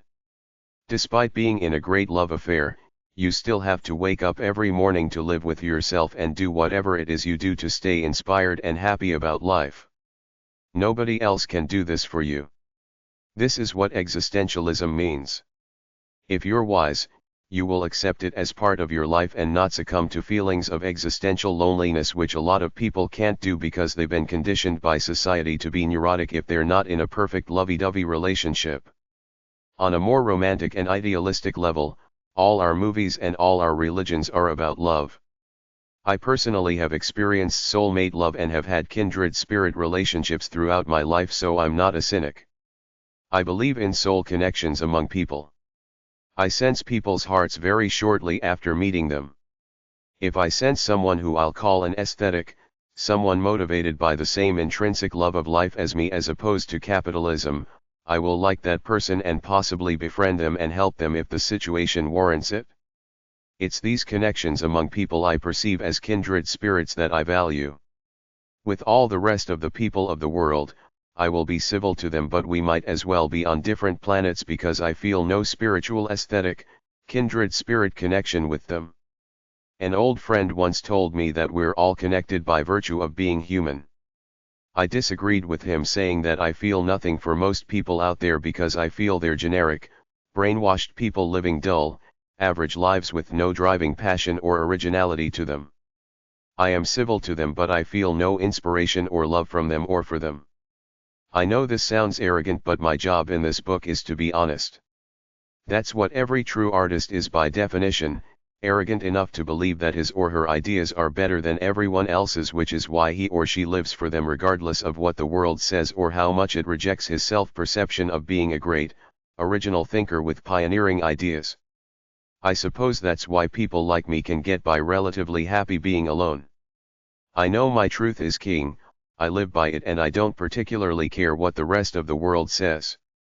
I'm happy and fully comfortable with who I am and what I think. I get sentimental for a soulmate like the ones I've been with in my past, but I can handle it either way, with or without a soulmate. Most people go through life without connecting with a true soulmate. They marry someone less than a soulmate and adapt to each other to the point of comfortable complacency, which is what most people are anyway, comfortably complacent. It ain't exactly like meeting someone with a strong, inspired passion for life itself. Most people are average. Average is good enough for them. Perfect intimate relationships are rare among average people because there is no passion for life there, so why would there be passion for love? A few people get to live out love affairs that are almost perfect over a lifetime, but they're far and few between, easily less than 1% of the population.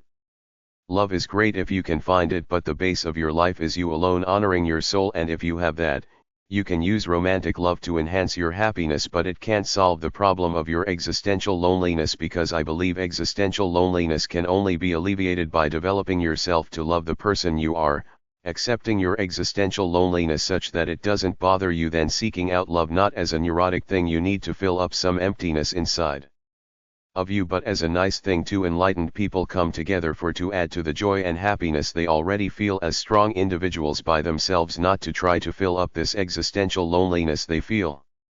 Rumi, the Sufi philosopher from the 13th century, said there's a piece of him by himself he has to honor and understand that has nothing to do with anyone else on the planet. This is your base in your soul. Make it strong, then work out from there, not the other way around, seeking out love to fill the emptiness you feel within. The older I get, the more mature my relationships get with other people. When I was 22, I used to crave companionship and felt lonely if I didn't have a friend or two around to reassure me that I was emotionally connected with some other people on the planet. But as I've aged, I've grown to realize we're all alone by the law of existentialism. There's nothing I can do about it, so I might as well be comfortable in my own skin. Friendships are nice, romantic love is nice, but they're not desperate needs I have anymore because I'm aware of their limitations. On the day I die, it will be alone in my head, passing into the ether. The world won't skip a beat. It won't bother me. Gilligan's Island will still be in reruns somewhere. The world will go on. I will have had my ride and move on to either another dimension or permanent sleep. Either way, I'm mature enough to face it alone. If we can culture our lives to be happy as is, then we can take a mature attitude to relationships to enhance the identities we already have inside, but we alone are responsible for creating our lives and culturing a sense of happiness and peace within ourselves. I still get lonely, but I don't feel a strong need to be perfectly understood and loved by another human being anymore like I did when I was younger. The best I can do is to honor myself and fulfill my divine duty that was placed into me when I was born, and if I get some love and friendship beyond that, then it adds to the happiness I already have in my unique journey alone in the world, but I'm not neurotic about it. Existential loneliness 3. And so the night goes on. I am alone, with no one to truly see what I mean in a face-to-face conversation. All the people I've ever met had something wrong with them, and there's literally thousands of them. No amount of unconditional love could turn them normal. I'm running out of possibilities here. Maybe there's something wrong with me then. I'm tired of fighting, asking, probing, observing, and not being able to share properly. It's a doomed existence, and I'm here to watch. Whatever happened to love, compassion, and understanding? Where on earth, hell, has the internal beauty gone? Is all this bickering ever going to end? When you have been stripped of all your illusions, when you have nothing left to believe in, there is no one there at all but yourself. It felt rather like falling endlessly in icy, black, meaningless space. No rhyme nor reason, no truth, nor beauty, no anything that I had ever believed in could be seen anywhere. Kafka. I am just one single, solitary, lone being in the darkness, and there really and truly might never, ever, be anyone or anything in existence of real love, truth, and beauty. No human being can really understand another, and no one can arrange another person's happiness. Graham Greene, The Heart of the Matter. I don't get lonely and fall to pieces because I've accepted the existential condition of life, that I will always be responsible for my own life. Even though I've reached the state of enlightenment in my life, many people are stuck on the need for intimacy to fill up the existential loneliness they feel, which is why the search for love will never go out of style. In fact, many people searching for love are neurotic wrecks because they've been brainwashed into thinking that love will fill something up inside of them and solve all their problems, but, of course, it won't, because first and foremost, they're individuals and they have to culture a sense of comfort within themselves before they can go off and have a mature relationship with someone else without being overly dependent or overly smothering. Many of the things people do are poor attempts at intimacy that I call pseudo-intimacy that will never fill their hole of existential loneliness, things like going to church, nightclubs, New Ageism, concerts, sporting events, the local lodge, political rallies, identifying with pop culture entities, the cult of celebrity, living through achievements in the outside world, trying to be famous, etc. All these things are an attempt to fill the emptiness within with a reassuring paternal feeling that you belong to something greater than yourself, a sense that you're connected to the communal tribe in a spiritual way and all is all right with the world, but it's all temporary, an illusion to the real you, because you always end up alone, stuck in your own thoughts. No matter what you do out in the world, you always end up having to deal with yourself alone. So if you want to live a full, enlightened life, you have to take the journey of the soul, find it, then go with peaceful self-acceptance and inspired action from it for the rest of your life. The inside world as your base is always your only sanctuary, and until you understand that the outside world can't fill you up and never will, you will always feel some kind of emptiness within, a dull feeling way down deep that you know there's something missing inside, even though you may not know what it is. It's your soul talking to you through your mind, the voice within telling you to stay cool, this is as good as it gets, so don't sweat it when you start feeling lonely, that nobody understands you.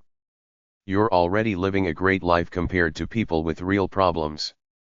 If you've got a roof over your head and aren't feeling any pain today, consider yourself lucky and don't get too deep about feeling lonely and alienated, because it should be a non-issue.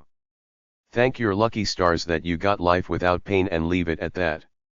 If you find a soulmate and a few friends you can connect with here and there, you're ahead of the game. Life is kind of like watching a movie by yourself in a cabin on a moving train with the door open, eventually headed one way down a dead-end cliff. People can come past, look in and check it out, but generally don't stay because they got their own movies in their own cabins which they like better, and the conductor, who represents the influences of the world, keeps shooing them away from the door anyway. So this is the way I see life. It's my movie, I'm the only one who can watch it and the only one who wants to watch it. People can check it out for a minute or two here and there, but they're off watching their own movies, and that's the way it really is, just like those existential philosophers said.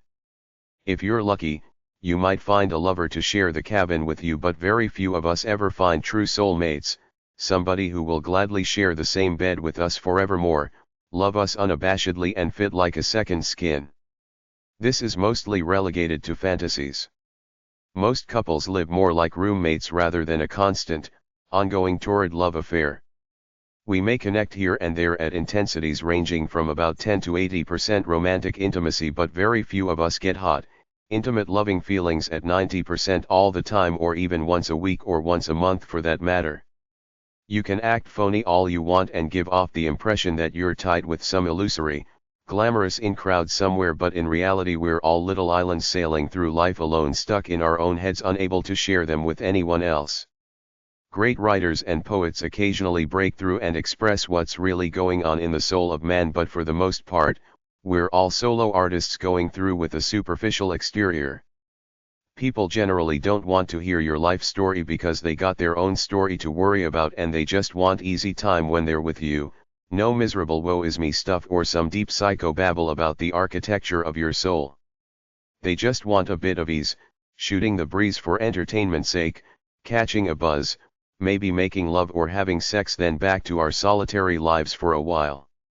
The eternal quest of man seems to be to fill the loneliness within somehow, to find connections, be it through creative work, the search for perfect love, or any of the many cheap illusions out there. People do all kinds of things to try to fill the emptiness, like fall in love, get married, have children, create all manner of gods, New Age ideologies, liberal arts knowledge, pursue cheap thrills, hang out with fair weather friends, measure worth by what they own in the material world, where they are in the pecking order of the capitalist standard of the world, get addicted to something. But to me all these things are imposters. The most basic thing is to find your connection to your soul, work to make it strong and work out from there for your emotional connections, but never lose sight of the fact that your connection to your soul is always your base in life. Existential loneliness, guy on drugs. The following is a guy recounting an LSD experience online at alt.drugs. I realized how no two people have the same experiences in life and are probably never thinking the exact same thing. I became very pessimistic about love and subsequently friendships. We come into the world alone and leave it that way. I should depend on nobody except myself for happiness. I thought of my existentialism class and understood how pain/hurt and chaos were things to look forward to in life because they taught a lesson. I began crying and became very insecure. I ran to a friend's room and sat in the corner talking to them. I had to keep my back to the corner in the room so that I could see everyone there. I wouldn't let anyone touch me because the feeling of warm skin scared me and reminded me that people are individualized, in different bodies and thought processes. I had to keep touching the wall behind me to remind myself that I was against something concrete. I couldn't stop talking or else I'd be scared of being alone forever. I wasn't making coherent sense. I was making sentences but I couldn't finish them because my mind was cluttered with random thoughts. I thought of all my friends in the room and how I could no longer relate to them. I saw them as completely selfish, defensive, insecure, and followers, as opposed to leaders. They were all so shallow that they had to party and dance and have fun instead of having meaningful discussions. I left the room and went back. There was toilet paper everywhere, 20 rolls at least unleashed, and the record player was playing a record slower than normal speed so that it sounded very evil. Everyone there was crying or screaming or running out. I didn't care about anyone at the time. I felt that my friends were using me and didn't care about me. I saw through so many pretensions at that moment. I thought of past loves that had failed or had been unsuccessful and cried some more. Everyone was suddenly quiet and nobody would respond to me or look at me. Everyone was trapped in their own little world. I couldn't find anything I owned in the room, shoes, jacket, wallet, and I decided that I didn't want any physical/material possessions anymore.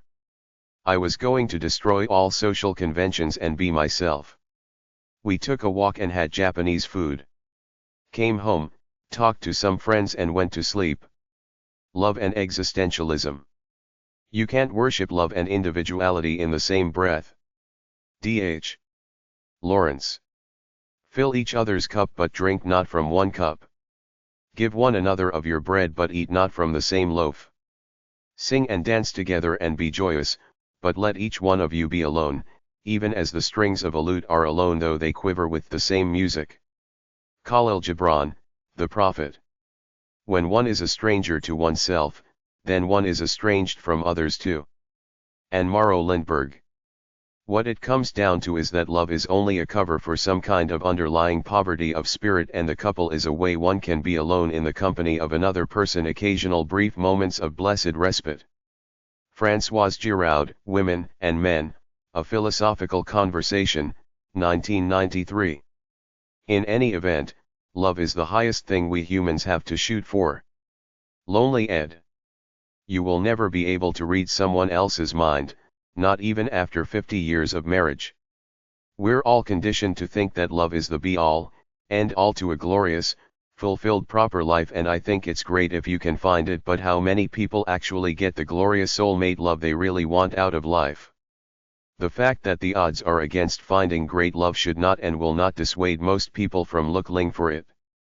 After all relationships at the beginning are a proclamation of hope for the future, and this is all us human beings have anyway, hope for the future. But my point is simply that there are other roads to the pursuit of a fulfilled life than just the one straight and narrow quest for romantic, spiritual, soulmate love. As a life explorer who went out looking for the elusive holy grail of life, I've found that love between most people is a transient thing, strong in the first 2 years or so, then gradually dissipating until they're either comfortable, passionless friends or strangers living in the same house. Granted, some people do get the strong love over a lifetime that dreams are made of, but most won't. They will get a certain percentage of love from their partner, like maybe about 50% of the ideal love affair they fantasized about, and they will either have to accept it or leave and try to find somebody who will love them for them, or stay single for a while to try to find happiness alone. Except for the few couples who truly love each other, it seems like there's always a trade-off with most couples who don't have strong loves but mild marriages of convenience. It could be worse, but it could be better. They're stuck halfway in some mundane, lukewarm, comfortable old shoes type of thing that's not blissful love. People thrive on new stimuli, and that's how the business machine makes money, by churning out all manner of products to keep the populace amused by buying all those shiny, meaningless novelties out there. Because of this, we have a society of people hooked on the fruits of capitalism, which comes down to frivolous things and the stuff on TV. Stated simply, even though we might need intimacy, computer, radio, and TV are great substitutes that give us a kind of pseudo-intimacy where we're connected to the people on the screen or the airwaves, or engrossed in the gadgets themselves like video games, computer programming, the internet, shortwave radios, etc. Most people in the real world as interesting entities get metaphorically old real fast. We think they're dull, so we'd rather connect with our intimate strangers in the media or our friendly machines than bother with their dull conversations about their problems and little lives, so it's always new stimulation all the time through our technological toys. Connections with real people get lost in the shuffle as we seek to stimulate ourselves by media and consumerism, hence, personal relationships with everybody suffers as we give ourselves over to the mass media, pop culture machine over friendship and socializing with others in a meaningful way. Most people work, then go home and plug into technology, going out into the world less as they age. This is a natural part of existentialism. Seek to find enjoyment and fulfillment for yourself because it's your ride alone in your head anyway. But whereas in the past, a couple could be with each other without too many distractions, nowadays, we have so many technological and pop culture entertainment distractions that couples would often rather be off doing their own things than spending time with each other. An acquaintance of mine did a doctorate in a field called family life education, after which she got a job designing premarital programs and counseling couples, and one of the major things she said she talked about was that the cultural and religious indoctrination about the two becoming one in marriage is a myth because we're still alone, stuck in our heads, different by virtue of our neural wiring and the way we were brought up. So according to her, there is no such a thing as true soulmates over a lifetime. There will always be differences and disagreements between people. People will always want to be alone to do their own thing for a while. An example she gave me was the Christmas tradition. Most couples have different ideas on how to celebrate Christmas and spend their holiday time. The 1989 movie Shirley Valentine may appear corny to some, but to me, it was a great lesson about life. This woman sought happiness by pursuing love and family, but when it never satisfied her, she went to a Greek island and had an affair. But that wasn't what gave her true happiness. It was a feeling that she felt good and free inside because she discovered what was good and right for her, and only after that was she really able to appreciate love for what it was, even with all its limits. If you want deep loving connections with at least one other person, much less several, you have to connect with each other intimately all the time, mean it, talk about deep things and try to understand each other over and above living to honor your soul, which is your most basic level of a base in your life. Most people don't have the amount of soul and love to be happy, so they're like flowers in the wind, going every which way to try to fill the emptiness within, but not slowing down enough to be real about it and try to get a realistic grasp of these two things with temperance. People desperately need intimate connections to fill up their feelings of aloneness in the world, but no matter what you do, you can't fit like a second skin with anybody. Everybody has an agenda and problems different from you, everybody goes their own way, so warm, soppy feelings with loved ones come and go, there's no permanence there, it's still you alone having to be your own base even if you're the most loved and worshipped person on the planet. It's great to feel needed and support your wife and kids, but where is the point where you're destroying your own identity while helping to turn them into dependent, helpless, manipulative flakes just using you? Too much assistance makes the benefactors lazy and arrogant, growing to expect it, not showing appreciation. Watch people to see how they're all looking for warm, intimate connections, and see how desperate many are to be a part of something greater than themselves, so much that they sacrifice their own individuality to get that feeling of comfort, but ultimately it's always temporary. What happens when you invest all your energy into your lover or your kids and they either die, divorce, or leave, as all kids eventually do? Get beyond dependency to have your own base within, and you will find an inner strength and happiness that very few people have, to be totally free to see the world for what it really is and seek out love as a positive thing to add to the happiness you already feel within, not as a neurotic thing you need to fill up some emptiness within you.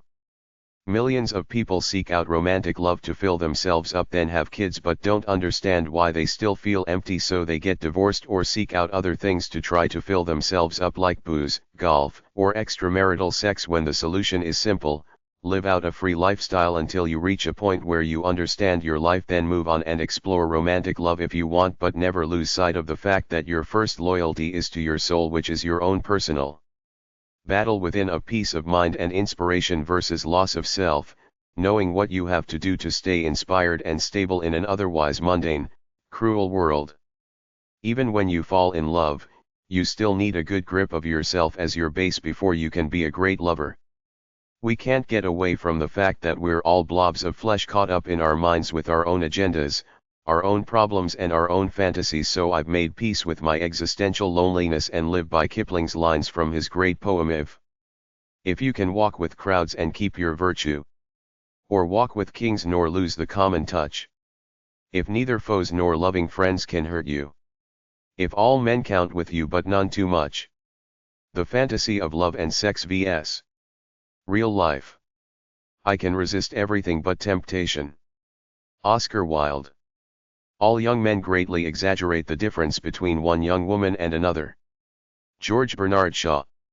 He told her he loved her for her mind, until he found out that sex was the furthest thing from it. I was listening to a radio show on CBC, cbc.ca, Writers and Company, where they were talking about the life and times of Edith Wharton from the 1870s to the 1930s. She wrote Age of Innocence, which was made into a big-time movie by a famous director. The thing that struck me about the discussed Zion is that one of her biographers talked about this secret room Edith had. It was her fantasy world and cravings. She didn't have satisfying deep relationships with the men in her life like most women. She wanted more, some mythical lover who would be everything to her, a soulmate. So the bottom line is that despite being an in-crowder with the cultural elite in France where she lived, she always felt a sense of existential loneliness. It's kinda like Welcome to the Real World. Despite all the pretenses about life floating around out there in the cultural milieu where everything is epic, intense and great, we are what we are. We live in a small geographical area where life is pretty much the same every day except for what we as individuals create, mostly alone in our own minds. Why do people read fiction, particularly women? They want to reach this fantasy feeling they crave for in their secret room. It's simple. Most women have functional husbands, but these men usually don't come close to matching the woman's needs and desires in her secret room. As a guy, I have romantic fantasies too, but the truth is that I have way more sexual fantasies. That's every man's secret room, his sex fantasies. I think it's the testosterone coursing through our veins. I can't help it. It's who I am, an untamed slut, at least in the privacy of my mind, but if you talk to me in a generic social context you'd never know it because I'm civilized. I wear my pro-social face when I'm out amongst social company. Testosterone is the sex hormone for both men and women, but men have a lot more of it. Solomon had a total of 1,500 wives and concubines, but according to the Song of Songs in the Bible, he wasn't happy until he fell in love with the Queen of Sheba. I wonder how he dealt with his sexual thoughts and fantasies after that. They were still there. This is the big rift for men. How do you deal with your sexual thoughts after you get married? One woman can't possibly satisfy all your sexual whims, even if she is the most creative, sensual woman around. Men have to purge their sexual energy. Some women have to too. You can't expect anyone to stop releasing their sexual energy on their own through self-pleasuring after they marry. Men have way too much sexual energy to purge just with their girl exclusively. Some Christian women say men who use pornography and go to strip bars are cheating on them. You have to live in real world. We each have secret rooms inside of us that no one will ever know. You have to live and let live. Most people will not get the great fantasy soulmate love they want in life. Just be thankful for what you got and live day by day. The mass media, pop culture world has destroyed us with these super perfect fantasies of an ideal life, but life doesn't really work that way. It's imperfect and goes along day after day based on how you create it. It's not a perfect picture frozen in time. You don't reach a certain state of life where you have X number of kids or make X amount of money where everything will be perfect. Life is created every day. The secret room is just one part of it. Accept it, honor it, but give most of your energy to the real world you're living in. Existential loneliness, a relationship might not solve it. It's all fun and until you hit that old lonely feeling. You have to decide if you're happy alone and whether a relationship can fill up that feeling of loneliness. Some people call it existential loneliness. Everybody is alone anyway. Most relationships aren't bang-on soulmate relationships, so watch what you want. It might not be all it's cracked up to be. Suppose you marry and it goes sour. Now you're really screwed. Chapter 5. A Loneliness Idea Guide. Deal with loneliness at optimistminds.com/how-to-deal-with-loneliness. Your moods change. How can you feel better when you are down? Loneliness is sadness. Loneliness is a feeling that can consume someone. Some of us feel lonely while they are alone and there is no one around them, while others feel lonely when they are surrounded by many people. Loneliness is a feeling of abandonment. Notice your thought pattern. The first thing you need to understand how to deal with loneliness is the fact that it is all in your head. You are going to receive from your thoughts whatever you are feeding to your mind. Notice your self-defeating thoughts and how you are affected by these thoughts. It is just a feeling. Loneliness is a painful feeling, and that's why it gets our attention. It becomes an even bigger problem if you dwell on it. Support group. Find some other people who are just like you. Share your experience with people who are going through the same things as you. Reach out. Seek social support. Don't let yourself drown into the feeling of isolation and self-doubt. You can cultivate new friendships and be better with your older friends. Be kind. Offer love, generosity, and kindness to the people around you. You don't know what people are going through in their life, so be kind. Be kind to yourself and others. Go out. Make healthy connections and promote healthy interaction with friends. Make an effort to reach out to others. Start a conversation with someone, even it is a virtual connection like FaceTiming or Skyping. Pay more attention to the people around you than your own toxic thoughts. Coping with Loneliness at cmha.ca/brochure/coping-with-loneliness. Thinking of suicide. 1-833-456-4566 toll free. In QC, 1-866-277-3553.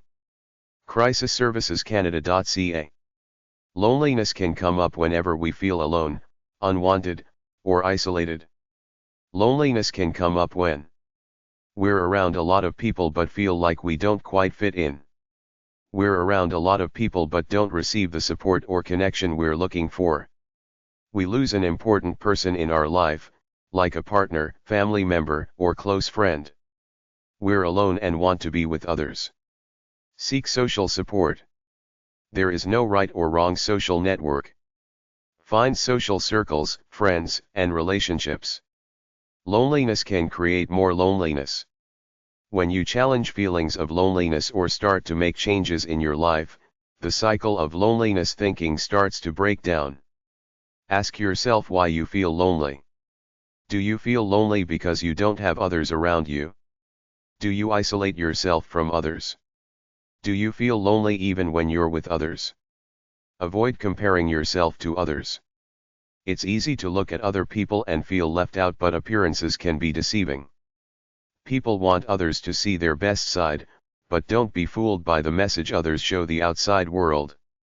Social media in particular can make people feel like everyone but them is surrounded by friends, but it is a controlled snapshot. It's common to feel lonely during transitions like starting at a new school, moving to a new city, or starting or leaving a job. Whenever you're going through a transition, it can take some time to settle in and find your new place. Think about what else is going on.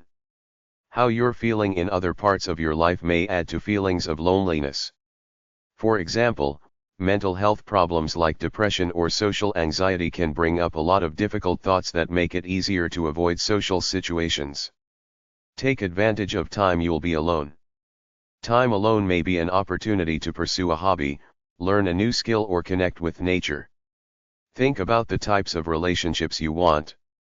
If you're looking for support and understanding around something specific, look for related groups or organizations.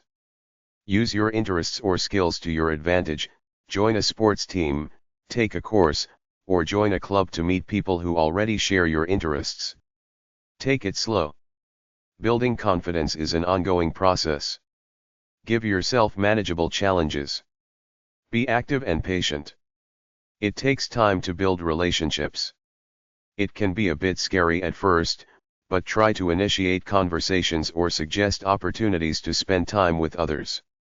Accept that you won't be everyone's friend. You probably don't get along with everyone you meet, and some people may not get along with you. This isn't a reflection of your value or worth. Aim for healthy relationships. If you find that you are the one who isn't heard in your relationships, building assertiveness skills can help you articulate your needs respectfully. Is there something standing between you and the relationships or activities you'd like to pursue? For example, childcare can be a barrier for new parents, and transportation or mobility concerns may be a barrier for older adults. Build family relationships. If you have a helpful and supportive relationship with family members, think of ways to increase connections. Loneliness that persists can be linked to depression, anxiety, and increased risk of other health problems. Canadian Mental Health Association, National.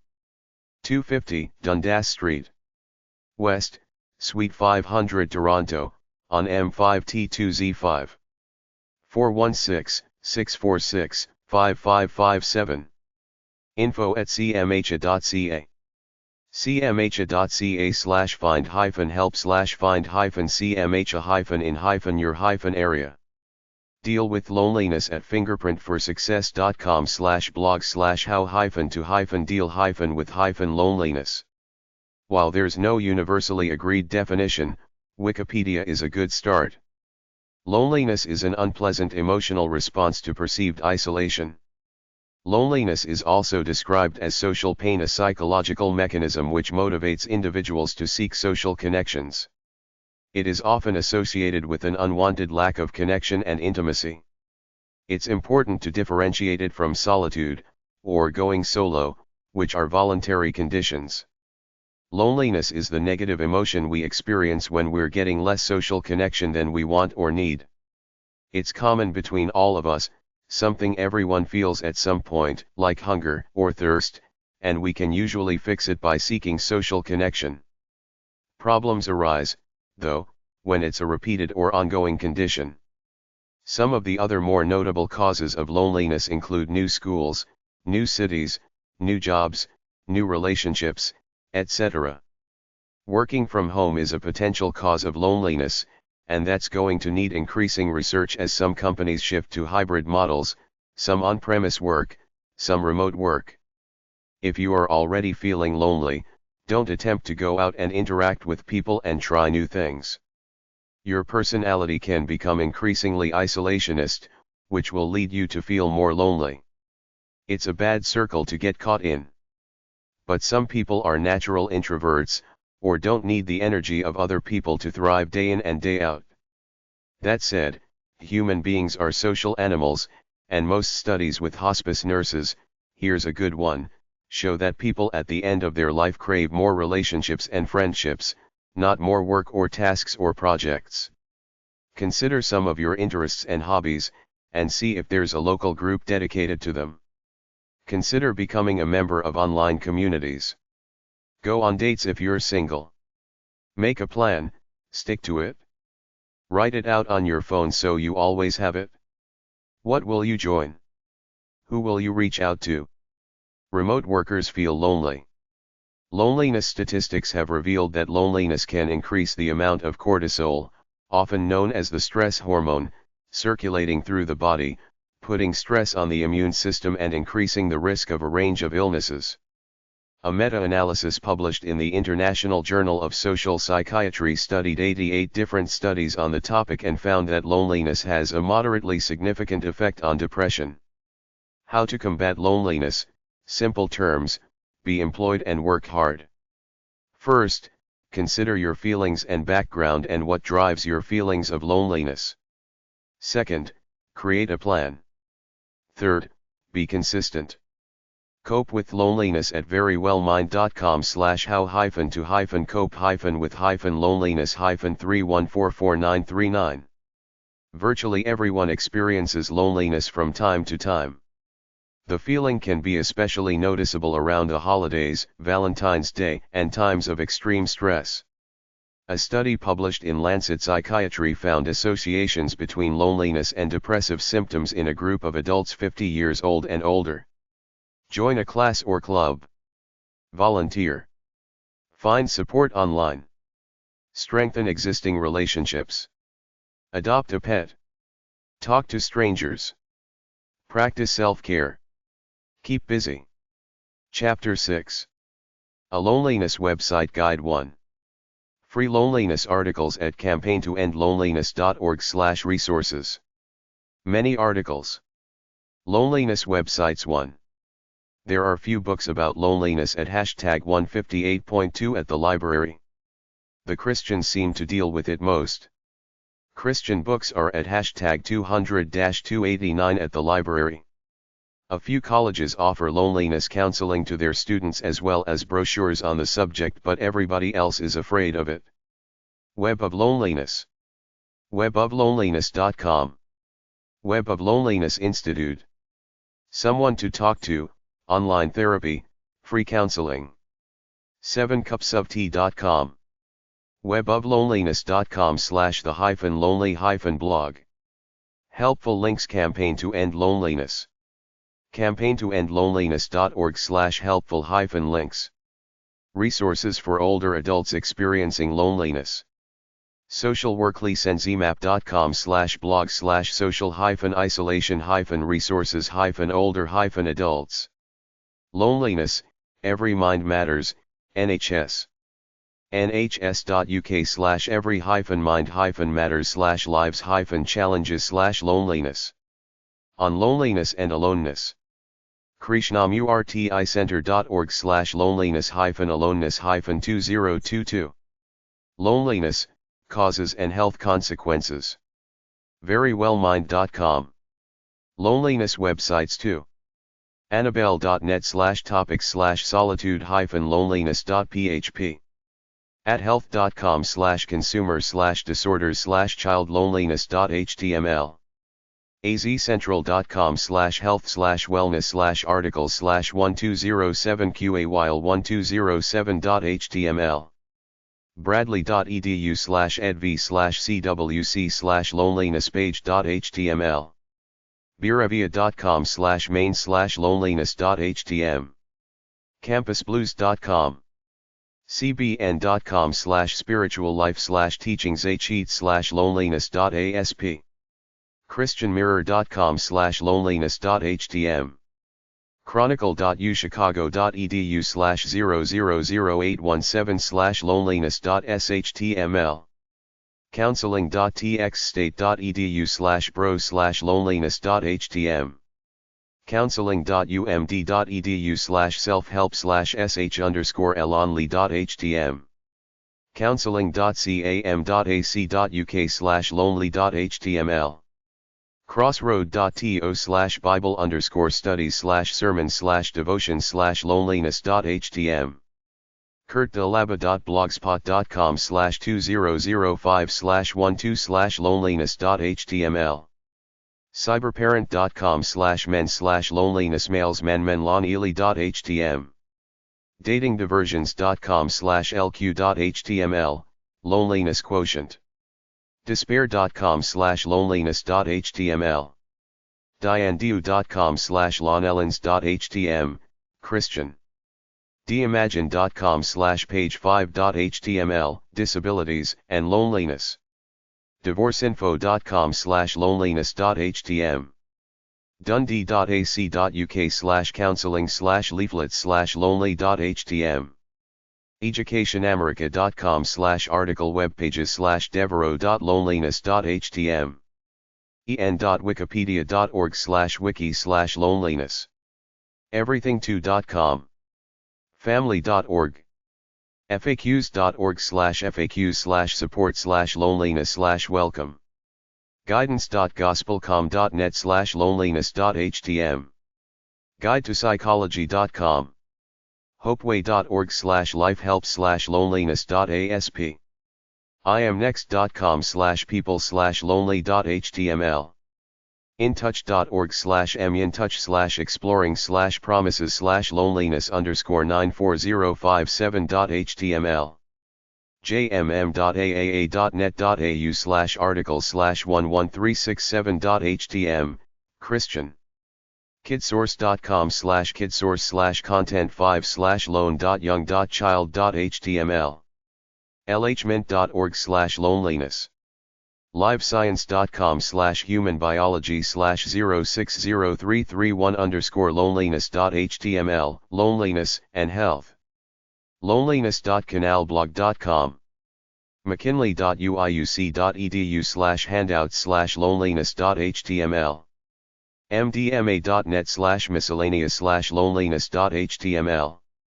mentalhelp.net/scihelp/chap6/chap6m.htm. mind.org.uk. manybyte.com/heartache. needhim.org, 800 need him, abundant living line. reachout.com.au. runningempty.org/loneliness.html. scionofzion.com/loneliness.htm. seegod.org/loneliness.htm. selfknowledge.com/56028.htm. slr.org/breakgrip.php, break the grip of loneliness. socialreport.msd.government.nz/social-connectedness/loneliness.html. soon.org.uk/problem/lonely.htm. spiritualitytoday.org. ssu.uts.edu.au/counseling/self/loneliness.html. stoploneliness.com. studentaffairs.cmu.edu/counseling/documents/lonely.htm. sundaimorningsistus.org/loneliness.htm. supportline.org.uk/problem/loneliness.php. technorthy.com/tag/loneliness. uihealthcare.com/topics. unmeritamerica.org/spectrum/bibliography rafi/loneliness-and-solitude.htm. utdallas.edu/counseling/self-help/loneliness.html. vuw.ac.nz/st_services/counseling/concern/loneliness.aspx. warwick.ac.uk/services/tutors/counseling/information leaflets/loneliness. Web of loneliness.com. willygocrazy.org/ch0605.htm. Chapter 7. A Loneliness Website Guide to Loneliness Websites at campaigntoendloneliness.org/helpful-links. General. The British Red Cross. 0808196365 Sense. Provides a range of advice, support, and services on disability and loneliness. 030033092256. sense.org.uk/get-in-touch/contact-information-and-advice. Sense provides a range of advice, support, and services on disability and loneliness. cruise.org.uk, Cruise Bereavement Support offers bereavement support. 080888081677. familylives.org.uk/how-we-can-help/confidential-helpline. Family Lives offers a confidential helpline service for families in England and Wales. 080888002222. thecomzone.net. Comzone is a helpline and web chat offering support to men in the UK who need to talk or are in crisis. 0800585858. Samaritans.org. 116-123. Older people. thesilverline.org.uk, the Silver Line for information, advice, or just for a chat, 24 hours a day and 7 days a week. Helpline 080040708090. ageuk.org.uk, Age UK, support and advice for older people. Helpline 080016966565. independentage.org, Independent Age, providing befriending services. Helpline 080031966789. royalvoluntaryservice.org.uk, Royal Voluntary Service for help, advice, and support. Helpline 084560800122. fote.org.uk, Friends of the Elderly for year-round support or call 033033211110. reengage.org.uk/about-us, Reengage for year-round support or call 0800716543. Young people. youngminds.org.uk/find-help/get-urgent-help, Young Minds Crisis Messenger for free, 24/7 support across the UK if you are experiencing a mental health crisis. Text EAM to 85258. youngminds.org.uk/find-help/get-urgent-help, Young Minds also offers a parents helpline on 080880255544. supportline.org.uk, Supportline, or call them on 01708765200. childline.org.uk/get-support, Childline, or call them on 08001111 for a 1-2-1 chat with a counselor. Useful resources. The British Red Cross. redcross.org.uk/loneliness-resources. Independent Age. independentage.org/information/advice-guides-fact sheets-leaflets/if-you're-feeling-lonely, if you're feeling lonely. When they get older. When they get older.co.uk/downloads. Loneliness websites at socialworkly-blog/social-isolation-resources-older-adults. Centers for Disease Control and Prevention. cdc.gov/aging/publications/features/lonely-older-adults.html. 1/3 of adults over 45 say they are lonely and 1/4 of those over 65 are socially isolated. nap.edu/catalog/25663/social-isolation-and-loneliness-in-older-adults-opportunities-for-the Social isolation increases the risk of dementia by 50%. AmeriCorps.gov/serve/AmeriCorps-Seniors, AmeriCorps Seniors Program, matches adults 55 and older with volunteer opportunities that match their abilities and interests. ACL.gov/Commit2Connect, Commit2Connect program, provides access to services for older adults and people with disabilities experiencing social isolation. DiverseElders.org, Diverse Elders Coalition, advocates on issues to improve the lives of older adults in communities of color and in the LGBTQ+ community. Eldercare.acl.gov/public/index.aspx, Eldercare Locator, connects older adults and their families with support services ranging from caregiving to transportation. FriendToFriendAmerica.org, Friend to Friend America, pairs older adults with trained volunteers to provide companionship and build strong social connections. ioaging.org/services/all-inclusive-health-care/friendship-line, Institute on Aging Friendship Line, provides ongoing outreach calls to older adults experiencing loneliness, as well as a crisis line for people struggling with feelings of social isolation or mental health issues. LittleBrothers.org, Little Brothers Friends of the Elderly, offers long-term companionship to older adults through visits from the organization's volunteers.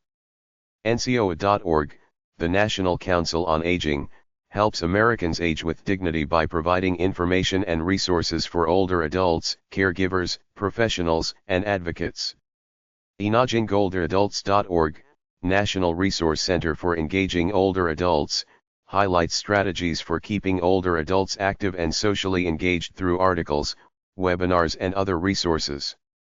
LGBTagingCenter.org, National Resource Center on LGBT Aging, advocates for improving the quality of services offered to LGBTQ+ older adults and provides resources for individuals and their families.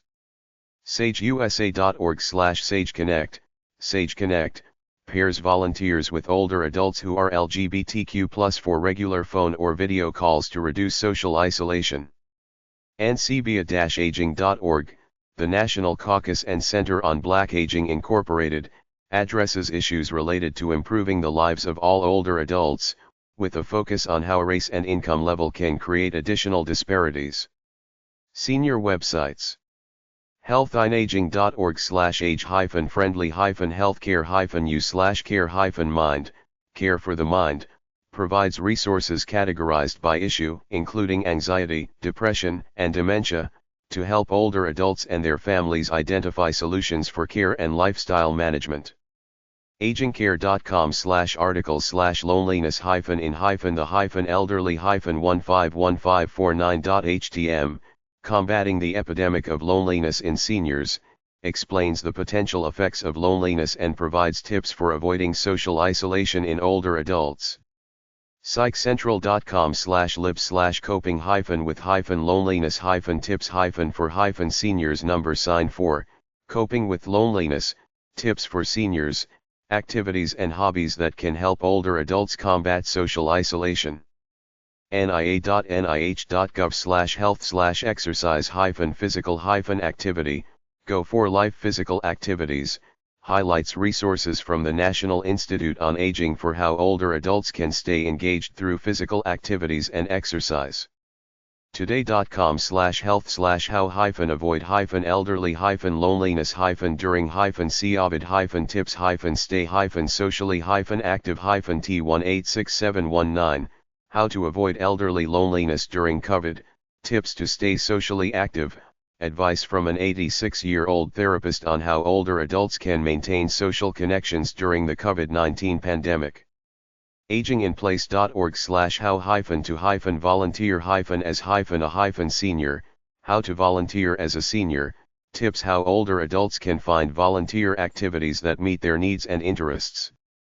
aginginplace.org/how-to-volunteer-as-a-senior.